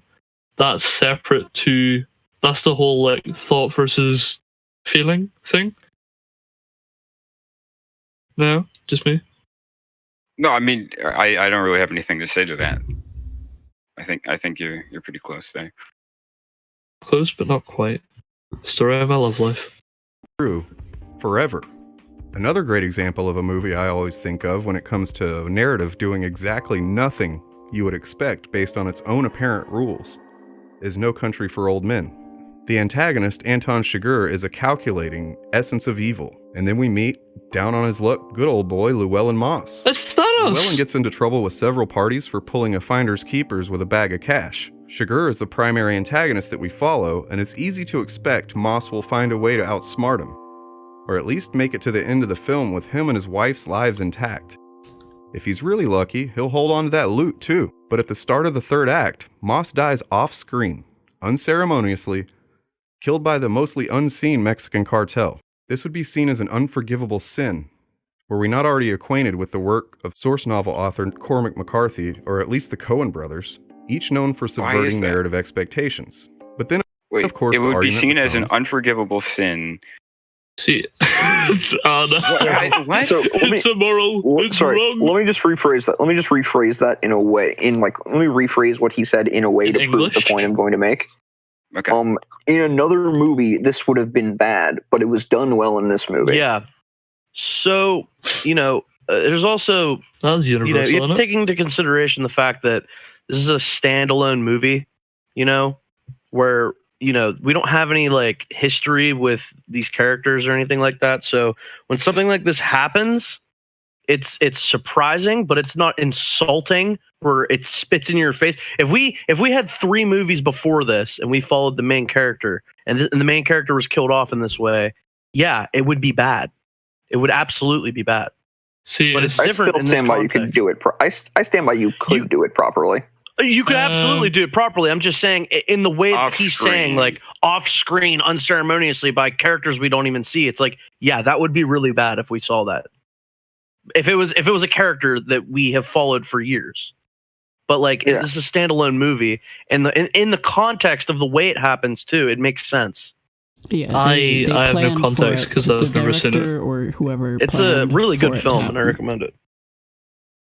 Say that again, Slice. Sorry. It's just like because like you said, it's a standalone film, right? So they obviously planned for this to happen, So I agree. Like if it was the second or third film in a line of films, and you were to do this where we came to know about this character and they just did this out of nowhere, yeah, that'd not be very good. But that's not the context of this particular film, so yeah. It's not the actual context. I was gonna say that. You. Yeah, I think that's an important distinction to make, though, when talking about this movie. And yes, it does subvert your expectations, but it does it properly. That's the difference. Like $1 Million Baby, which I've also never seen. I've just heard it does that. I've always had that DVD, but I've never seen it. I mean, I'd have to rewatch it. There's so many things that subvert expectations properly. Just because, well, the concept of subverting expectations is not inherently good or bad. Yeah, it's all down, like as with most things, it's generally down to the execution. Yeah. And I would argue in most cases, subversion is successful when instead of doing something expected, you do something alternative, and yet in the way it's being used now is that instead of doing something expected, you do nothing at all. You just omit that thing. It's a subversion. There was going to be a subversion. Who erased parents? No one cares. Who was Snoke? No one cares. It's like, okay. Your Snoke theory sucks, guys. Interesting way to subvert me, Ryan. That's generally how I would treat my fans. War of the Knights of Ren? If someone says The Last Jedi subverted my expectations, I like to respond, you're right, I was expecting it to be a good movie. Yeah, that's the appropriate response to have. Well, no, I didn't expect it to be good. I just didn't expect it to be fucking atrocious. I expected it to not make my brain explode. You have the basic expectation of viewing a movie that it is coherent. You may allow for a small handful of mistakes in the form of accidents, but you're expecting that it has a through line. You're expecting that it's narratively coherent. You're expecting that the logical flow of events. It's kind of like the I want to say neutral of a movie, that it should make sense and like, have internal consistency. Exactly. Or if it exactly doesn't, what I'm trying to say. If it doesn't, there should be a good reason why not.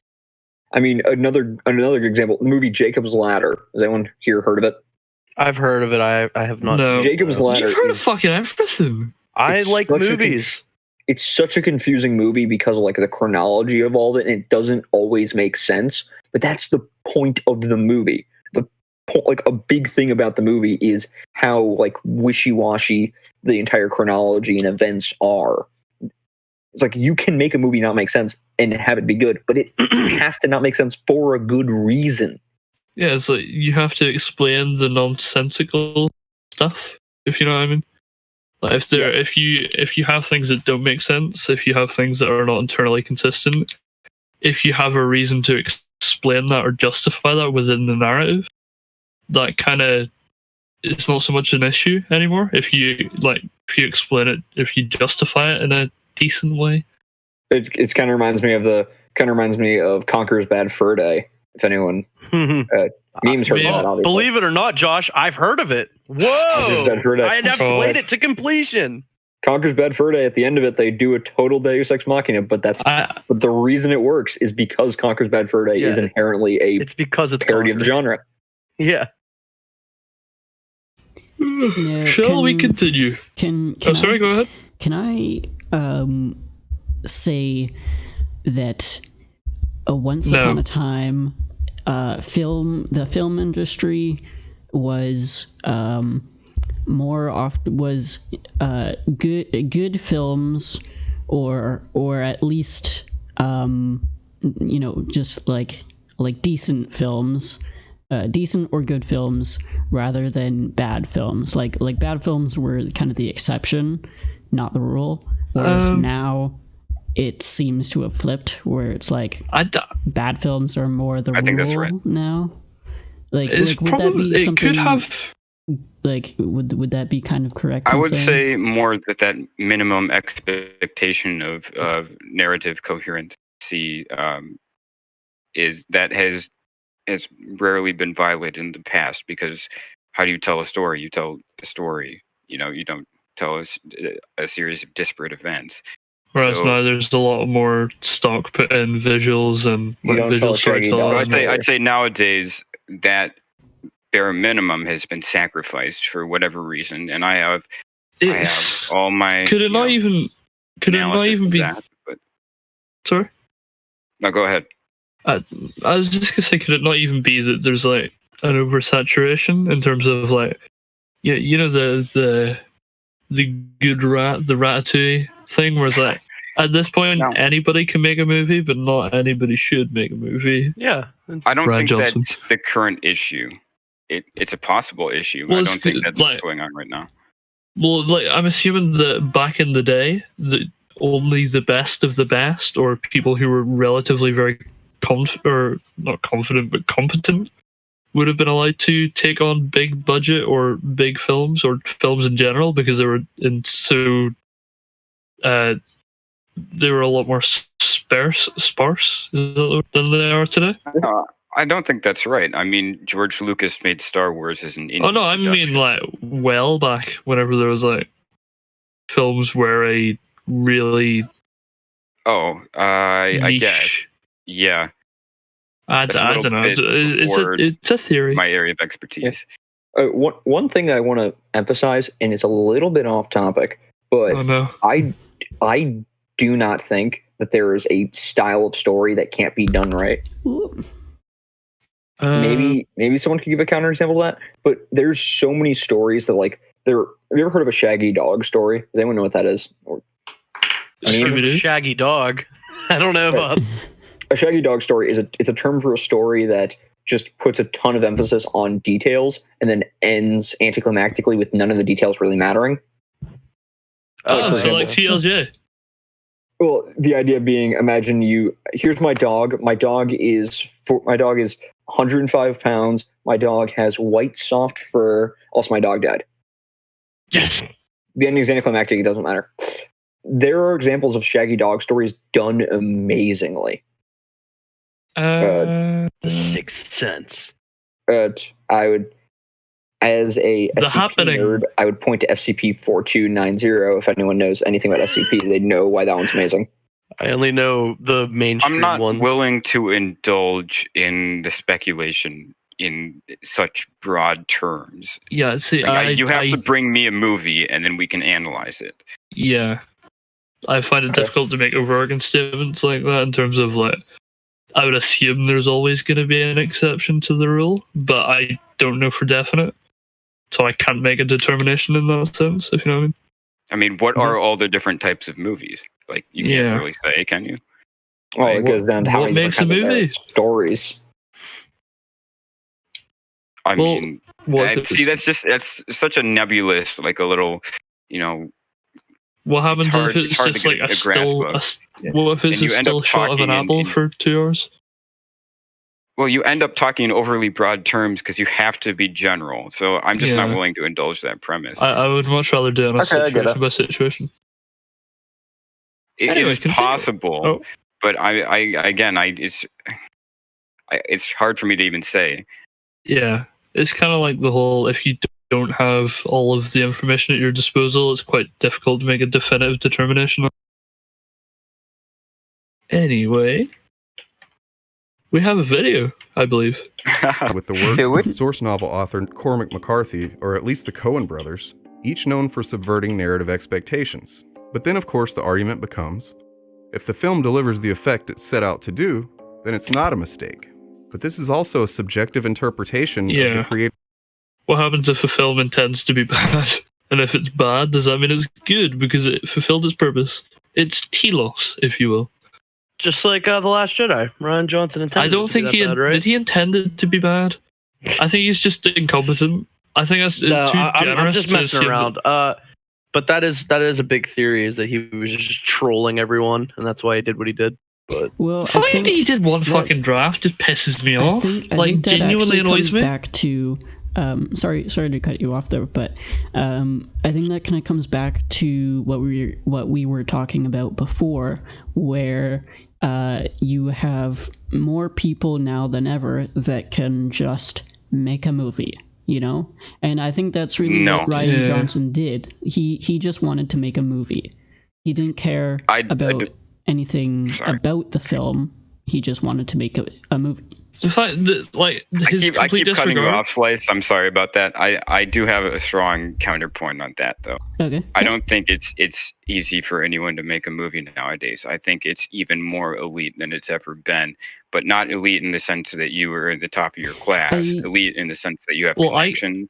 I could, in connections, yes, but I could make a movie. Try to right be now. an open, out of the closet conservative and make an explicitly conservative movie. Good luck with that. No, like The only examples I can think of are like two Joker. documentaries in Joker's in not recent conservative. What do you mean? No, but It's so alt-right. No, I mean would agree if with you were an you. artist who is I a would agree with you. conservative. So, No, I hear what you're so saying. I was would just agree agreeing with with you Josh. and say that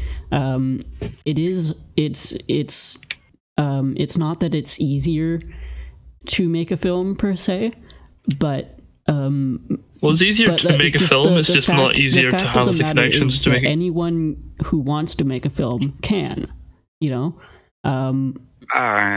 Like, I could go into my garden and make a film, but that film would not be mainstream.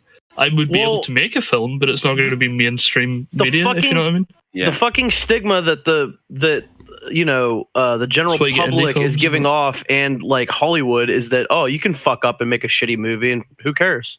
And that's why I'm all about the objectivity when it comes to filmmaking, because it's like you're giving off this idea that it's okay to make pieces of shit movies and not have to work hard on them. Bias in Hollywood, but that is a legitimate issue. No, you're definitely. I agree with that for sure. I just I don't like the whole like, oh well, no such thing as objectivity when it comes to looking at movies. But then it's like, well, if we don't have that, then we get all we will get is shit movies that no one puts any effort into. I'm gonna try to steel man Slice's point though. Although if this isn't what you're saying, just tell me. But if because it's more on connections than talent and skill, then people who are making the films are less, qualified in the traditional sense. Is that sort of what you're getting at? I guess to an extent. I mean, would it not just be that anybody can make a film? I can go into my garden and make one? I think you could probably say with Rian Johnson. Well, I mean, I haven't really seen a lot of his films, so I mean, he could be capable in the sense. Apparently, Knives Out is good. In the sense that he knows how to, I don't know. What's the word I'm thinking of? Subvert your expectations. That I guess I mean he's a director, right? So he directs films, so he's qualified. So he might not be a good writer. But I think there's so much more to be a filmmaker. There's so much more than just directing, people around and that type of thing, which I don't think Rian Johnson has. All right. But, as we've seen with the prequels. But again, in this day and age, anyone can make a film. If they want to make a film, and they have the provided a little bit of cash or whatever, they can make a film. It's no. I think you don't even limit it to theater releases, because you can there are so many failed screenwriters because you pitch your movie, right? The way that you make film is through Hollywood in the United States, and basically in the Western world, it's through Hollywood. So I mean, you can shoot a video on your phone and turn it into a documentary and put it on YouTube, I guess, or direct DVD if you have funding. But I think for the purpose of the discussion, saying anyone can make a film, not in the way that we're talking about it, really. Not anyone can make a film that is released in theaters. Well, I suppose it's not really a hill that I want to die on per se. It's not really. I think there could be for the most part, yes, I would agree with you. But I think there could be, theoretically, a film student, or a bunch of film students, or someone who came off the street who has worked their ass off on learning how to be a filmmaker, and they don't have any connections or anything. They just put something out that's really good, and bam, they get a job, from someone higher up. I don't think that's how the industry works right now. I know that's not how the industry works, but I guess theoretically that could happen. Again, because we have so much material now, for anyone who wants to learn can learn how to make a film. Yeah, fair enough. It's kind of because you have so much at your disposal. Even you could theoretically film a movie, or you physically can film a movie on your phone. Because you have so many things at your disposal, it's not really that big a difficulty to make a film. But making it good or making it mainstream is a completely different argument. Yeah. But what was I'm trying to work back. What was the reference to what was the last thing that the actual context guy said? He was talking about No Country for Old Men, how it subverted expectations, but from another point of view, it didn't, or whatever. He was saying that the way I don't know who rephrased it. Was it you, Theory, who rephrased it for everyone? Yeah, that's my. I said this would normally be bad in one movie, but this would be bad in most movies. But this movie did it right. Therefore, objective criticism isn't possible. But the fact that he said it's right would insinuate that there is a correct way to do it. My brain hurts. Yeah. Yeah. I guess we can continue and see if he contradicts himself somewhere. His intent. There are accounts of McCarthy's intended themes as well as the Coens. Themes! But imagine for a moment we had none of this context. Just a film in which a protagonist is pursued by an antagonist until the protagonist is killed off-screen by unseen characters we've really not spent any time with. This might seem anticlimactic and unsatisfying considering our experience with the hero's journey. He's using the word seem. Sorry, I paused at the same time you did. That's right. He's using it might not seem like he's using all this, wishy-washy, like feely language. The fact that he said seem, the fact that he said satisfying, like subjective things. You can't how do you quantify how something like seems to be? How do you quantify how satisfied? Like, I suppose you can say to everybody that watches it, on a scale of 1 to 10, how satisfied were you with this movie? But that's not going to give you like. It's not universal. It's not objective. If you know what I mean. It's a feeling again. You can have an objectively good film, but not be satisfied by it. Yeah.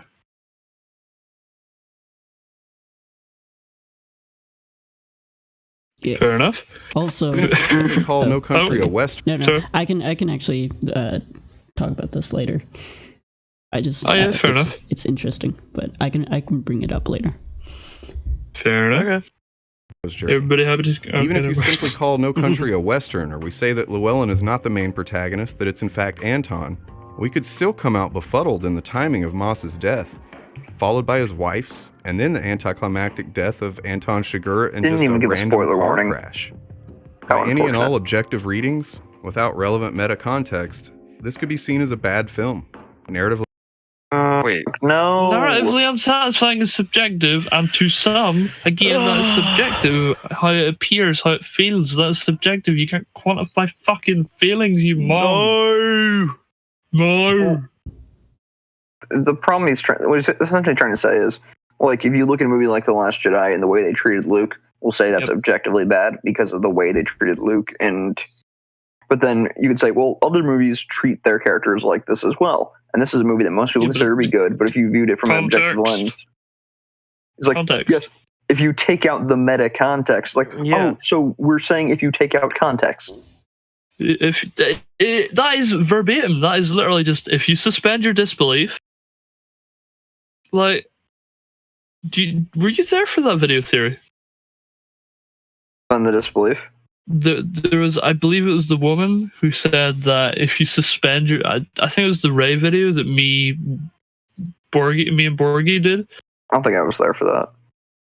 I can't remember. I think you were there for the first part of it, and then you had to head out. But basically, she says that like Ray's not a Mary Sue because if you suspend your disbelief, like it makes sense. It's good. Yeah, I guess. That was a really bad point, actual context. Sorry, bud. Apologies.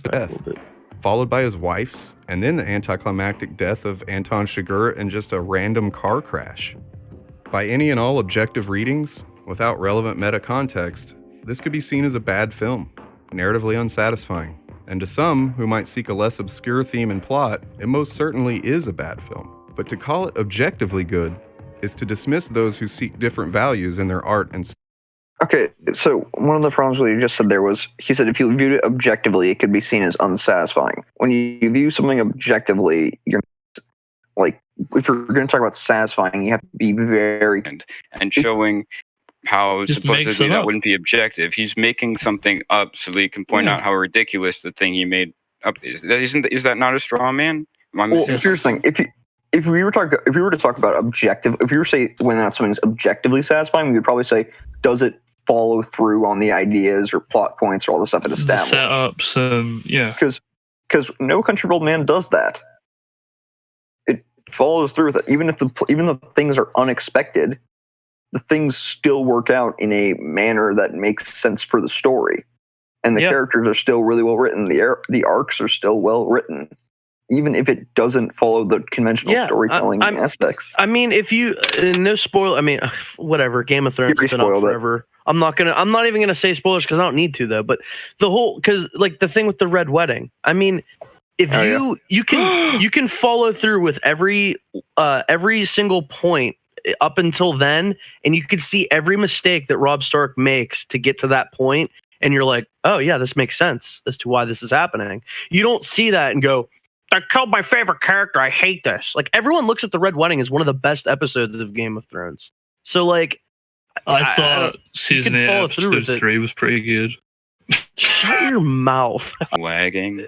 It's probably on your end, bud, because it looks like it's fine to me. It could have been a temporary. On the stream, in the chat box, it says chat disconnected. Please wait while. And that again saying roboting, cutting out and lagging. Please fix.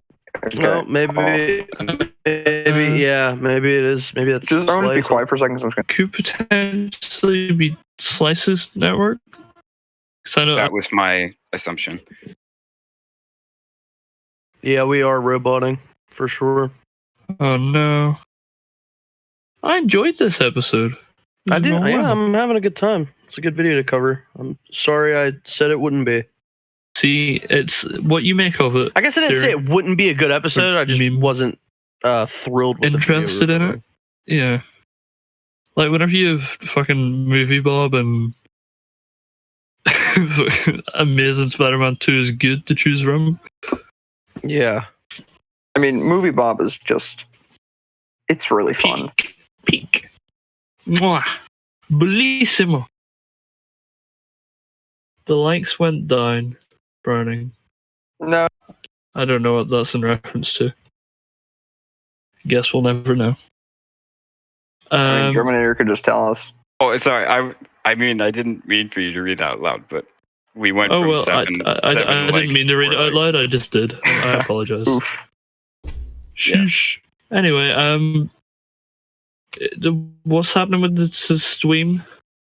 Hey, Slice, are you there? I'm not quite sure.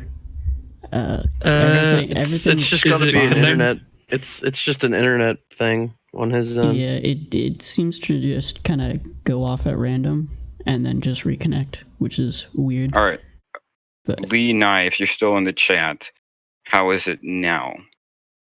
Do a test. Well, we'll just do a test. Each of us will speak one after the other, and then we'll play the thing back and then see who it is that's roboting. Seems fine now. Okay, so it's some intermittent he's saying it's connectivity issues. Yeah, I'm sorry about that, guys.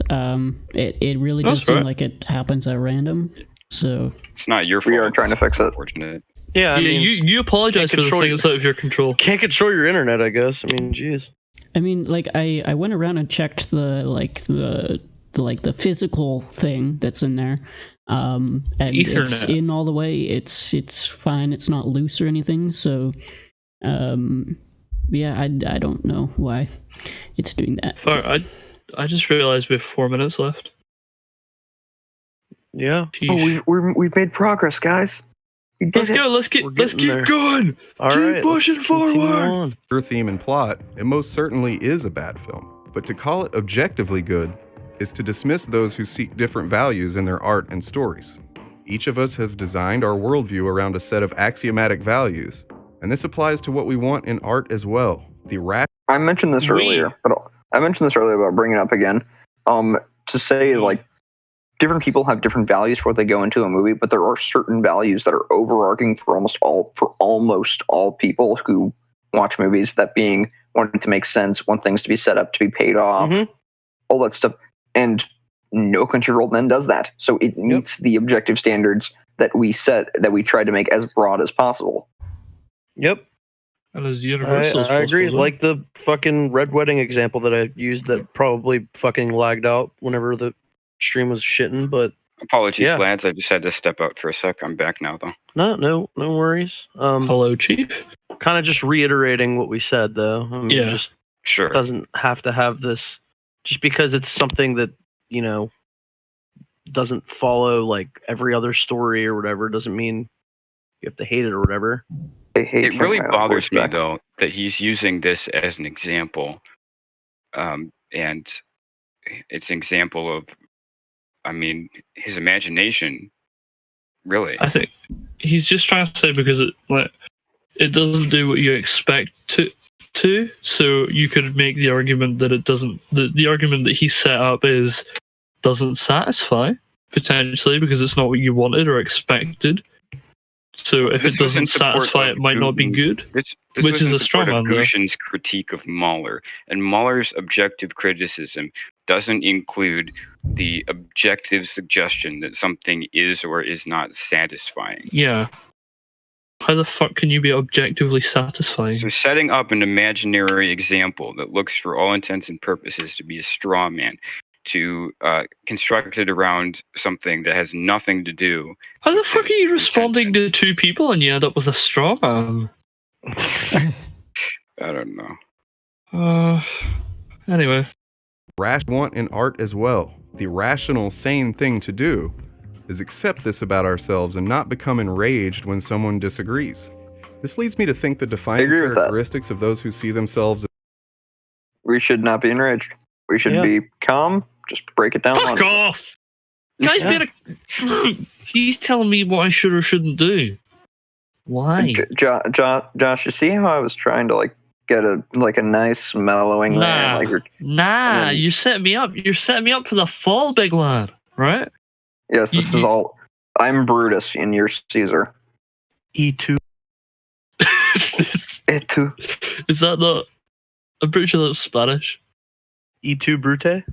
E2 Brutus. Yeah, as in Y2 is Spanish. It means U2 Brutus and it's Latin. Yeah. Anyway. Disagrees. This leads me to think the defining characteristics of those who see themselves as objective critics are baseline arrogance and possibly just... He says whilst wearing a mask and having the exact same opinions.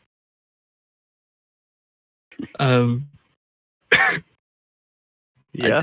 I mean, he does the things that he critiques other people for. Like, he's having an objective opinion. Like, all of these are objective opinions. But he's saying other people shouldn't have them, and other people shouldn't, like... I swear it gets to a point where, videos like this, where my brain just begins to, break down. I started out, I was like, I'm pretty happy, I'm doing pretty well, got lots of water in me, really hydrated, looking forward to it. It just kind of... devolves. I mean, his whole thing, like he was saying, we don't need to be angry and get mad. It's like that's still his opinion. You said that we don't need to. That's right. An objective opinion. Is Mahler's analysis of The Last Jedi not his unbridled rage? I mean, his full critique. There's no emotion in there. He's not he's just presenting it. Yeah, he very, a part of his, presentation is that he literally just recounts the events, but in a really, I don't want to say sarcastic to him, but, a really bored to him, where it's no, just and then this happens. I would say a realistic way. I wouldn't say, not exhausted, just, fed up tone. Yeah, why the fuck have they done? Oh, here we go. Stop it. Who are these toxic fans that everyone keeps talking about? We are. Namely me. Has there been a lot of vitriol in this stream? Yeah, maybe. Mostly for me.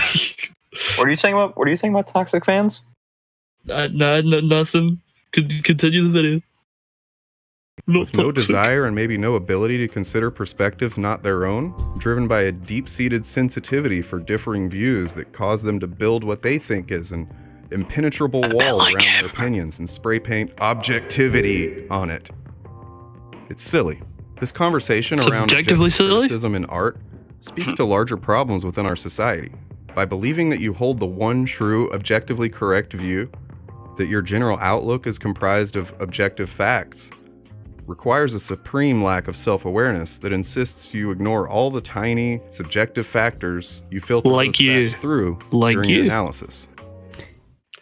Yeah, I mean, I'm confused by that. You're arrogant if you think that you're objectively correct because you cite. You're not arrogant if you think you're right.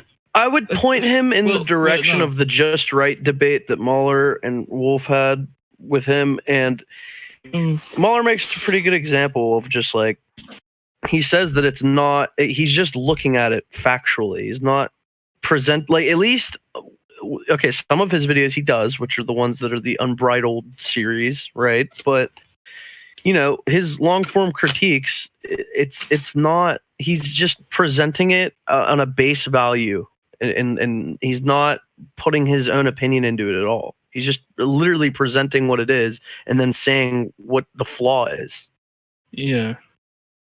So I mean, it's not like I don't know. Yeah, I mean, it really I think seems that's like silly too.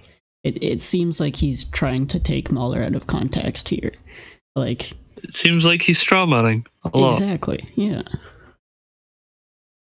I suggest that you use some actual context. And I'm not just being facetious. I'm not just being facetious. I mean, this is ostensibly a response to a response. And no, it's a response to a response. Just sniping at an unnamed adversary. Yeah, I mean, sniping, like, if you're gonna snipe, like, I mean, I don't know, like, I don't. If you're gonna snipe, at least be fucking accurate. Yeah, exactly. If you're gonna snipe, be accurate about it, but don't strawman people. Don't take people out of context. Don't be an asshole. Like, I can imagine like Owen Wilson saying all this. Don't take people out of context. Don't be an asshole. That's a really good point. Oh my god. That's a pretty good impression, actually. What we believe have is to break true out the is Jordan actually Peterson. a summary of subjective notions applied to objective facts. So it's no wonder that Gushin was met with some pretty obnoxious dogpiling over this video. The mentality that my views are objectively correct, without acknowledging one's unconscious biases and preferences, without accounting for contemporary common practice and its effects on our worldview, is very similar to what we see on the right in political... And on the left. It's not exclusive to the right. It's not exclusive to the middle. It's not exclusive to the left. Everybody fucking does it. Alright? Don't be that guy. Don't be the guy. Please. Is it? So this is where the politics come in. Yeah. This is why politic bad in this instance anyway. Sake of full disclosure, I am an American conservative. Okay. So, fuck, get him off! Get him off! Good for you. I commend you, sir. So I'm just saying that so that opinion is represented here. So you tell me you like Hillary Clinton. No, that would be that's not what he. That That's would not be what the other people. The other side. The other people. I know the colors are opposite between the UK and the US. But, confuddling. Yeah. I mean, you guys' labor is red and conservatives are blue, as it should be. Yep. But over here, we're a confused nation who makes the communists blue and the other people red. So I don't really know why we do that. Red? What? Never heard of that one before. Nazi Germany. Yeah, I mean, he more or less just repeated his same point right there for that little extended period we listened to. Don't really have anything else to say about it other than Mueller doesn't look at it as his opinion. He's looking at it as he's stating a fact about something, and he's also, even though he hasn't addressed Mueller directly, he put him in the thumbnail. So, this is a response to Gushin's response to Mueller, right? In the start of the video, he says in response to some guy called Mueller. I don't know. Oh, the implication is that he doesn't know who Mueller is, right? Despite the fact I'm just saying, like, he's trying to be a wise guy. That, I don't know. We're fans of his work, so I feel like we have more context to like how he feels. Like I said, like he really should maybe go listen to if he cares. He should go listen to that Just Right debate because it really informs you on Mahler's like perspective when it comes to like film criticism. But also the very fact that he doesn't know who Mueller is would insinuate that he doesn't know what he's talking about in this instance. Like, yes, he may have a little bit of context. Yeah, it sounds like he doesn't have the actual context. Honestly. He surely wouldn't know enough to make a determination like this. It sounds like a lot of hearsay because he keeps saying like to think that your opinion is just factually right. I mean, oh my god, that's just so crazy. It's like he doesn't think that though. So, but my opinion, on the other hand, I'm right. Know where this man if you don't think your opinion, if you don't think your political opinion is right, why do you hold that political opinion? Yeah, when it comes to politics, that's definitely different. But like I agree with It's a that. bit more. Why would you not stand? Yeah, when it comes to politics, love like, why the would you idea not that- stand for your own political beliefs and think they're You're right? like, you're So you're weird. putting the wee X down the ballot box. You're like, oh, I don't know. I don't know. I just like Can I get he's two saying votes it's for bad both? to think that your opinion is the right one. But if you think your opinion is the wrong one, then it's not your opinion, is it? Like that's Well, not how that you- works. I suppose you can have. Your Like your you have opinion, opinions that you disagree with. Like I believe this, but I like. Well, I suppose you could have that- you could have an opinion that you disagree with. Yeah, you can have In like a terms hot of you- take you- on No, something. but Yeah, an I guess. opinion is a belief, so you can't. Well, no, By it's definition. again the difference between a feeling and a thought. Like like if you think that something Oh. is the way that it is, so it's like if, for I example, suppose. so it's Yeah. like if I feel something that is how you feel, you can't change that. Whereas if you think that something is good, despite the fact that you may feel otherwise, your opinion on whether or not it's right is separate to your opinion on whether or not you think or whether or not you feel it's right. Two separate things. Yeah. Suppose so. It's a little bit mushy, but Yeah, Yeah, I sorry, think sorry. feeling and thought are, like Drum said, kind of, gray area, as in like they're, I guess they're different, but they're. I feel like you need to very specify similar. though. If you need to specify the difference between the two in terms of like whenever you're making a point, you need to make a difference between what you think is objective, what is your opinion, and then break your opinion into what you feel and what you think. Fair enough. Continue. Political landscapes. People who are utterly convinced of their superior perspective on the surface at the exclusion of everyone else. But when they're challenged, they resort to toxic trolling, aggressive attacks that don't address the issue at all, and in fact target the individual. This relates back to my video, The Difference. citation, please. Yeah, citations. Secondly, Everyone I can does. give you All sides do this.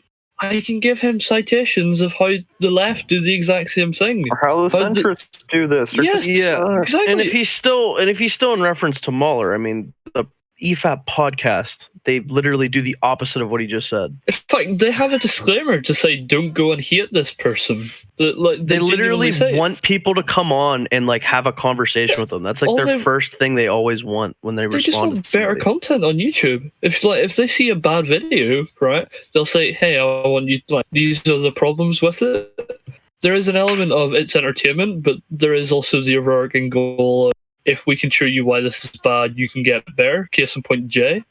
And Yeah. also the fact that they will actually commend good content. For example, Tonald's like cooking video.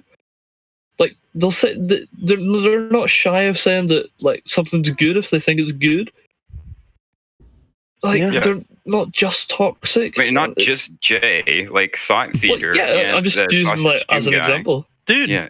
fucking the right opinion. He had a big turnaround because he was like very like against them, and then he came on the podcast and he was just like, yeah, I Yeah, don't but like that then video. He I turned made. back, so that might not be. Yeah, best but I just example. mean He's a at little least in bit that two-faced. instant, though, he came on and he was like, you know what, I agree with what you guys said, and like, here, He blah had blah blah Kylo blah. Ren blah. arc. He had the Kylo Yeah. Ren arc for First he's like, bad, then he's good, then he's bad, then he's good. oh, he's in the middle now. Oh, what's he gonna What do? did Just Right do recently that made he's not cool anymore? I don't know. I have no context. I have no actual context. Okay, well, guess we can discuss that after the stream then. Fair enough. Difference between the far left and far right. A lack of emotional intelligence that causes them to see Oh, my Self-awareness, goodness. self-regulation, motivation, Okay. empathy, and social skills. What? None of The that we is even need to necessary. address those? Emotional None of Your that's insult necessary should to have. intelligence. Right. I would say that particularly far left people rely too much on emotional intelligence. Like I wouldn't even say intelligence. Like people just they, oh my goodness. Okay, like you cannot. He didn't mean that in a mean way either. He I know. was saying emotion. They run purely off emotion. I get what you're trying to say. I don't want to be sound mean or anything. But no, you're fine. It's just like you know who I'm talking about, right? Though, just a lot of YouTubers even. Is that a personal attack or something? They rely on emotions to drive their videos and the way that they their viewpoints on things and things like that. And it's just like you cannot rationalize properly when you're coming from an emotional place. You just can't. Exactly. Ethan Klein from H3. Okay. When you say that, right, really, what you mean is that, of course, I'm actually right, except for I'm on the left. No. Right. Okay.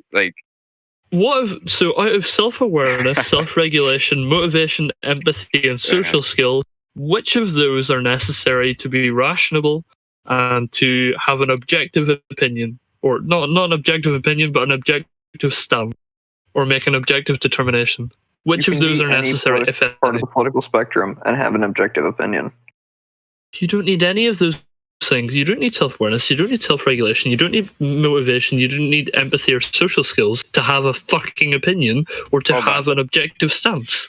You do need self-awareness. No, you don't need self-awareness to have a stance. I'm not saying all far left people or whatever, left people, because there's a lot of people on the left that or who tend to lean left that don't just rely on their emotional stuff.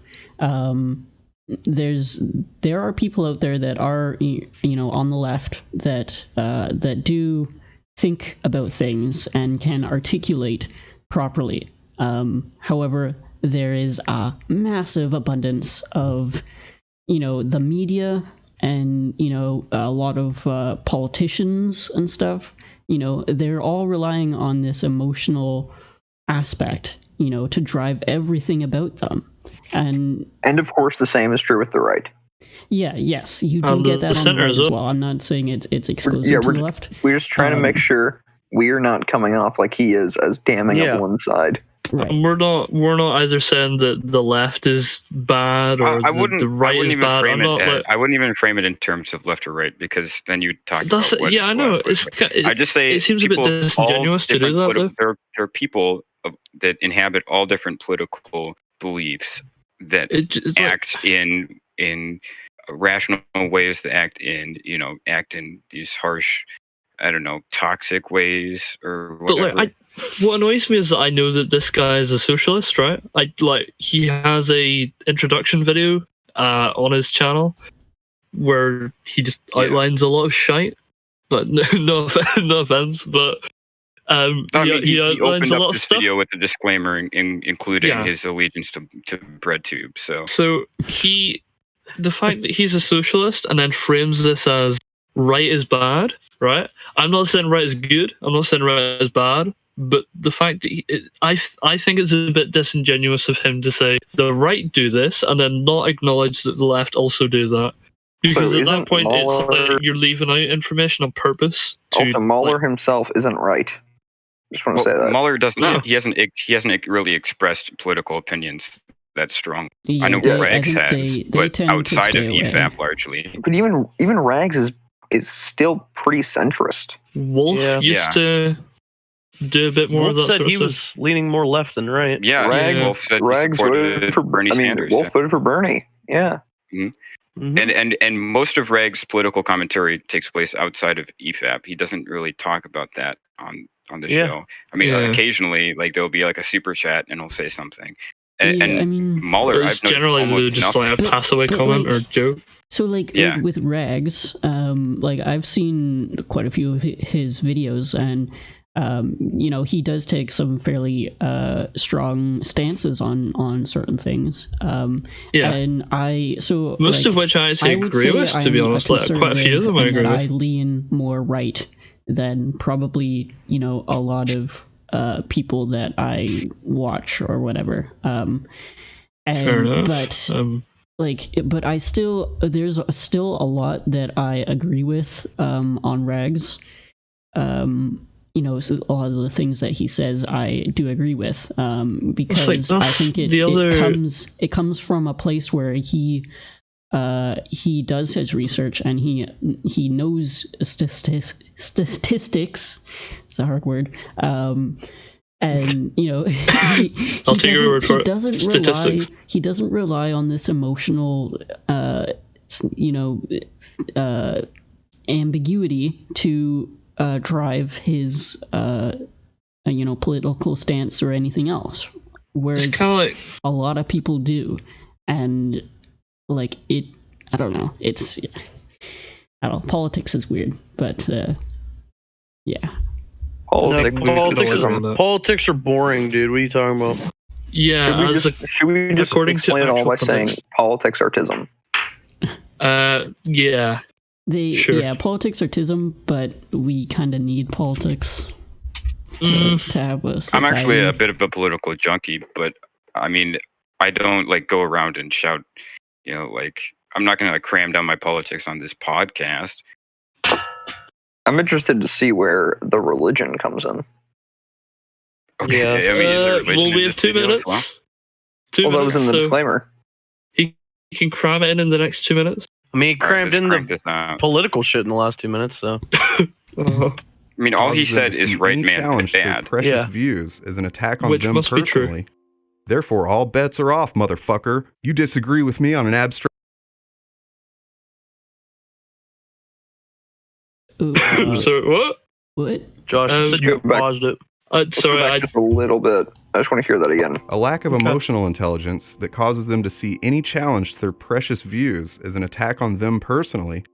Therefore, all bets are off, motherfucker. You disagree with me on an abstract subject? Well, fuck you for wearing a Captain America helmet, you larper.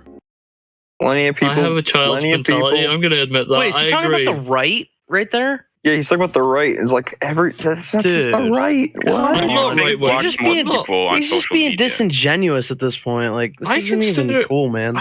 I don't want to put myself into a box politically because I don't consider myself to be right or centrist or left.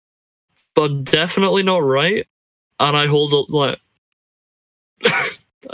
The phenomenon disagree of with you. mass blocking is almost exclusively a phenomenon on the political left, in however that's way you would I would not lies. say exclusively. I would definitely counter that word. No, I mean it is a phenomenon on the left, and it is. I know, but you said a almost disparate use- exclusively, which is the part I'm countering. Well, I suppose you caveat No, that by sorry, I meant almost. it's a phenomenon on that side. There are disparate individuals who Okay. would consider themselves on the right who block people like crazy. But I mean, everyone I can think. I mean, you feel free Steve to Shives. challenge that, but I'm not familiar with Sheev Stives.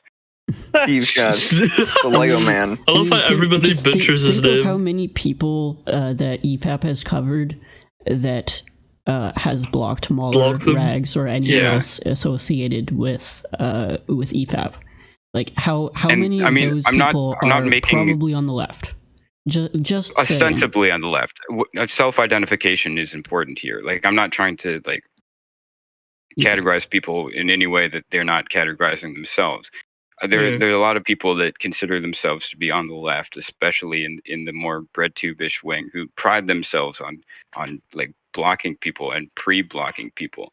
To the point where if you go on Twitter and look at some of the right-wing accounts, they make memes about all the people that they're blocked by, as if it's some trophy for them. Yeah, it's like my conclusion would just be that there's cunts on both sides. Yeah, It's Well, not yeah, of exclusive to. Yeah, I think I miscommunicated that. I meant it's a phenomenon on. I would say it's just a phenomenon in general, just with people. I don't think it's a I get what political you're saying. thing. I just think I it's haven't people. really seen it, but I suppose so. Fair enough. But as I said, I think it's a bit disingenuous on his part to Yeah. to just say it's